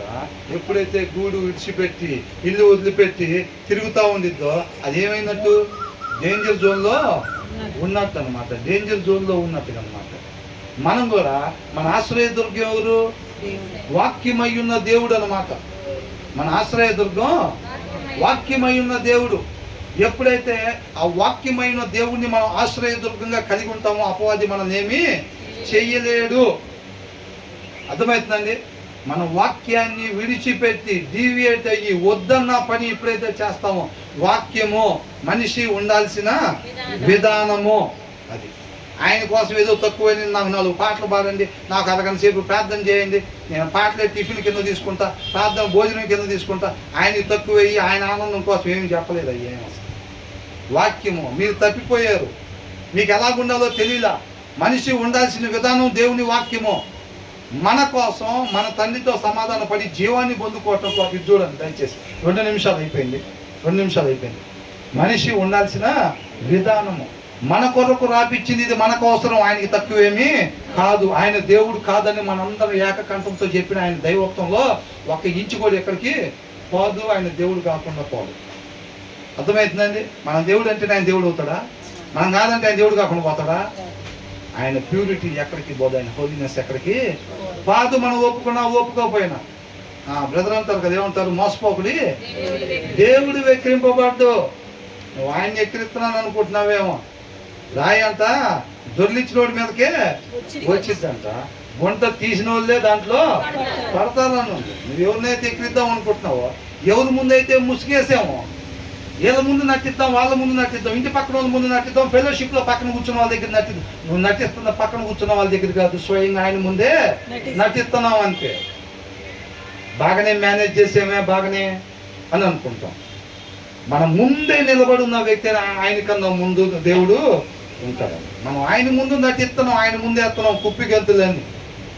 సిల్వర్ కోటింగ్ ఆయన ముందే వేసి నిలబడ్డాం. ఆయనకి తెలియదు అది మట్టి కొండో సిల్వర్ కొండో. మరి ఎందుకు ఆ దొంగ ప్రయాసం వ్యర్థం కదా? మరి ఎన్ని రోజులు బైబిల్ చదవకుండా వచ్చి praise Lord brother, praise Lord sister, వాళ్ళు మనం నడకముందే మనమే వాక్యం చదివారని అడిగితే అయిపోయింది, మనం నడకుండా ఉంటారు. ఈ దొంగత సౌలు తెలియట్లని ఎప్పుడు చూపెడతాం? ఆయనకు అంతరంగం తెలిసినోడు కదా. అవునా? అసహించుకుంటాడు కదా. ఆ బయట కోటి ఆత్మీయ కోటి వేసుకుని వారం మొత్తం మన ఇష్టాన్ని నెరవేర్చుకుని వచ్చి ఇక్కడికి వచ్చి praise Lord brother, praise Lord sister, ప్రార్థన సిస్టర్ ప్రార్థన చేస్తారని ఓ ఇంకెళ్ళిపోయింది. ఇక్కడి నుంచి ఇంకేం లేదు. జమ్మూ కాశ్మీర్ దగ్గర నుంచి కింద కన్యాకుమారి దాకా వెళ్ళిపోతాం. పాట పాడమంటే ఇంకేం లేదు, లోతుల్లో ఉండే పాటలు చెప్తారు. ఇక నాలాంటి వాళ్ళు చెప్పమంటే ఇంకేం లేదు. ఇక ఎవడు చెప్పిన వాక్యాలు చెప్పాలి మనం అనుకుంటాం. అవునా? అతను వారం మొత్తం మన ఇష్టానుసారంగా ఉండి ఇక్కడికి వచ్చి మనం చేసే ఏ ప్రార్థన ఆయన ఆలకిచ్చే జవాబీడు, ఏ పాట కూడా ఆయన మహిమ పరచదు. అర్థమవుతుందండి. ఎవడు రమ్మన్నారు మిమ్మల్ని నా చర్చల కన్నా? మీరు తీసుకొచ్చే కానుకలు చూస్తే నాకు అసహ్యం పడుతుంది అంటున్నారు. మీ చేతులు చూస్తే ఎర్రటి పాపాలు. అర్థమవుతుందా? మన వారం మొత్తం మన జీవించొచ్చిన విధానం అన్నమాట. మనం ఇక్కడికి ఏది వచ్చినా కానీ, ఎలాగొచ్చినా కానీ ఆయనకు అంగీకారంగా హక్ చేసుకుని ఆయన లోపలికి పంపించేటట్టుగా, నా కుమారుడారా నీ కోసం శ్రేష్టమైంది పెట్టాను ఇక్కడ వాక్యం, దేవుని వాక్యం. అవునా? తల్లి దగ్గర సమాధానం పరిచేది విలువైంది. లోపల ఎంతకన్నా విలువైంది లేదు. చెత్త, వెండి, బంగారాలు, పలుకుబడులు, పదవులు, వాటి గురించి కాదు, నీ కోసం విలువైన తీసుకొచ్చి పెట్టా. నువ్వు వెతుకుతున్నా దాన్ని, నిత్య జీవాన్ని ఇస్తానని వాగ్దానం ఇచ్చా కదా, తీసుకొచ్చి పెట్టా దాని బాట నీ ముందు. నువ్వు వారం మొత్తం నాకు నచ్చినట్టుగా ఉన్నావు కదా. నాకు నచ్చినట్టుగా అంటే ఆయనకి నచ్చినట్టుగా అంటే ఏం లేదు. మనిషి ఉండాల్సిన రీతిగా మాత్రమే ఉండటమే ఆయనకి నచ్చినట్టుగా, అంతే. ఆయన కోసం ఏదో చేయమని చెప్పట్లా మనం. మనిషి ఉండాల్సిన విధానం. రేపు నిత్య జీవనం ఎట్లుంటుంది అనుకున్నారు? ప్రతి ఒక్కళ్ళు క్రీస్తు వల్లే ఉంటారు. అర్థమవుతుందని నిస్వార్థమైన ప్రేమ. అస్సలు అది మిస్ అయితే సమస్తం మిస్ అయిపోయినట్టు. వర్ణించలేం, వివరించలేం. ఎంత పెద్ద పాస్టర్ గారైనా సరే, ఎంత చెప్పినా దాంట్లో 0.1% కూడా చెప్పినట్టు కాదు. అలా ఉండిద్ది తండ్రి దగ్గర రేపు జనాలు నిత్య జీవంలో. అర్థమవుతుందండి. కాబట్టి మనం ఏ ఒక్కరం కూడా మిస్ కాకూడదండి అది. కాబట్టి దానికి మార్గం వాక్యమే. ఇక్కడ 4 మాటలు కాకుండా ఇంటికి వెళ్ళి చక్కగా మనం శ్రద్ధ పెట్టి చదివితే ఆయన ఏ ఒక్కరిని కూడా త్రోసివేసేవాడు కాదు. నేడే రక్షణ దినం, రేపు మనకు ఉందో లేదో తెలియదు. ఆయన కృపను బట్టి రేపు కూడా ఇచ్చాడు అనుకోండి, ఉండేది ఒకటే విధానం, ఆయన చిత్తానుసారంగా ఉండటమే. ఇవాళైనా రేపైనా ఎల్లుండి ఆయన కృపను బట్టి మనకి ఇస్తే ఆయన హృదయ ఆలోచన చొప్పున మాత్రమే దాన్ని గడపటమే నా జీవిత విధానం తప్ప వేరొక విధానం నా జీవితంలో లేదు. నా ఇంటి పక్కన వేయచ్చు 3 ఫ్లోర్లు, నా ఇంటి వెనకాల బెంచ్ కారు కొనొచ్చు కాక, నాకంటూ ఒక విధానం ఉంది. అది వాక్యాన్ని అనుసరించటం తప్ప వేరొకటి లేదు, అంతే. ఇంకా తన ఇల్లు విడిచి తిరుగువాడు గూడు విడిచి తిరుగు పక్షితో సమానము. మన నివాసము ఆయన ఆశ్రయదుర్గం. వాక్యమే మన నివాసం. దాంట్లో వద్దు అన్నది చేస్తే మనం గూడు విడిచి తిరుగుతున్నట్టే. అర్థమవుతుందండి. వాక్యంలో వద్దు అన్నది మనం చేసామనంటే గూడు విడిచి తిరుగుతున్నట్టే. అపవాది అటాక్ మనకి చేస్తాడా లేదా? వాక్యం ఉంటేనే అపవాది మనం టచ్ చేయలేడులే. కానీ వాక్యం లేకుండా దావీదు కోట మీద కనపడినట్టు మనం ఆఫీస్లో కనపడిన వదిలిపెట్టడు, ఇంటి దగ్గర కనపడిన వదిలిపెట్టు, తలుపులు మొత్తం వేసుకొని వాక్యం చదవకుండా అత్తగా ఉన్నది, ఆటోమేటిక్గా పడిపోతాం ఆత్మీయ. బయటికి ఎక్కడ పోవసరలా. దావీదు ఎక్కడికి వెళ్ళాడండి పడిపోవటానికి? ఆయన సొంత ఇంటిపైనే పడిపోయాడు. మోషేకి అరణ్యమే ఇల్లు లాంటిది. పడిపోయాడా లేదా? అక్కడే పడిపోయాడు. ఉదయంలో వాక్యం లేకపోతే ఎక్కడైనా సరే ఇష్టమైతే ఎక్కడ పడిపోయాడు? ఏసై పక్కనే ఉండి పడిపోయాడు. అవునా? కాబట్టి మన హృదయంలో ఎనీ టైం దేవుని వాక్యం ఉండాలి. అవునా? కాబట్టి వాక్యము నిత్యము బుద్ధిగల కన్యకులు నూనె ఎలాగైతే కలిగి ఉన్నారో మనం బ్రతికినంత కాలము కూడా ఆయన వాక్యాన్ని మనం యోషువకు చెప్పినట్టుగా ధ్యానిస్తూ ఉండాలి. ఒకసారి చదివేసే బైబిల్ 3 సార్లు చదివా, ఇక చదవాల్సిన పని జీవితకాలం నన్ను కాపాడింది అట్లాగా. ఏసై ఒక్కసారి చేసి వచ్చి అరణ్యంలో ప్రార్థన వదిలిపెట్టాడా 33.5 సంవత్సరాలకి. చివరి దినాన్ని కూడా ఆయన ఎక్కడ పట్టుకున్నారు? ఆయన గాలి పీలుస్తుంటే ఆయన నామ మహిమ కొరకు వదిలిపెడితే ఆయన నామ మహిమ కొరకే. ఇప్పుడు బ్రదర్లు పెట్టి ఇడ్లీలు తిన్నా, గాలిలు తిన్నా దేనికోసం తినాలి? ఆయన చిత్తాన్ని మధ్యాహ్నం భోజనం దాకా నెరవేర్చడం కోసమే తినాలి. అప్పుడు ఆ శక్తి కావాలి కదా. ఇంటికాడ కోడి మాంసం తిన్నా సరే దేనికి తినాలి? మధ్యాహ్నం అవసరమైనంత వరకే. అవసరానికి నీ ఆత్మీయతని దెబ్బతీసే ముద్ద, నెక్స్ట్ ముద్ద మనం పెట్టుకోవడానికి వీలేదు. బ్రదర్ మీరే చెప్పండి అంటున్నారా?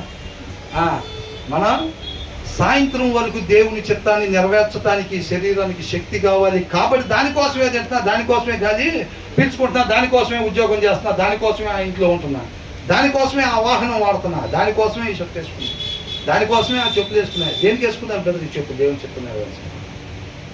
లేదా టిఫిన్ దేనికి చేస్తున్నారు? దేవుని చిత్తం నెరవేర్చడం. గాలి ఎందుకు పిలుచుకున్నాం? దేవుని చిత్తం. 119 కీర్తనలు ఏమనుంది?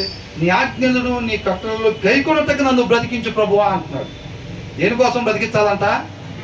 అమ్మగా మటన్ బిర్యానీ 4 కాలాలు తిని సంతోషపడతాను, తృప్తిపడతాను. పిల్లలకు మంచి వివాహం చేసి వాళ్ళ పిల్లలను చూసిపోయేటట్టుగా నాయన కొంతకాలం ఉంచు ప్రభువా. అందుకే ఉండాల్సిందే. మనం చూసిపోవటానికి ఉండాలా? మరి దేనికి ఉండాలి?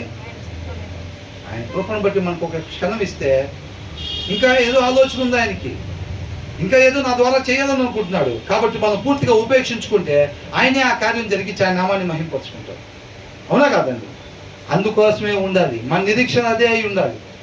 మనం మంచి మాదిరి ఆ ఆస్తిని తర్వాత మన తరం వాళ్ళకి అందించే వాళ్ళకు ఉండాలి. వెండి బంగారాలు అందించడం కాదు.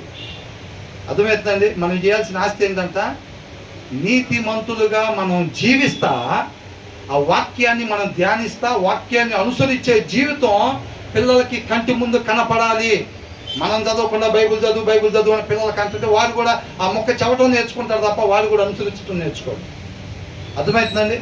మనం దాన్ని అనుసరిస్తాం, మన జీవితం అదే మనం పిల్లలకి ఇచ్చే ఆస్తి. అవునా? అబ్రహాం ఏం చెప్పాడు?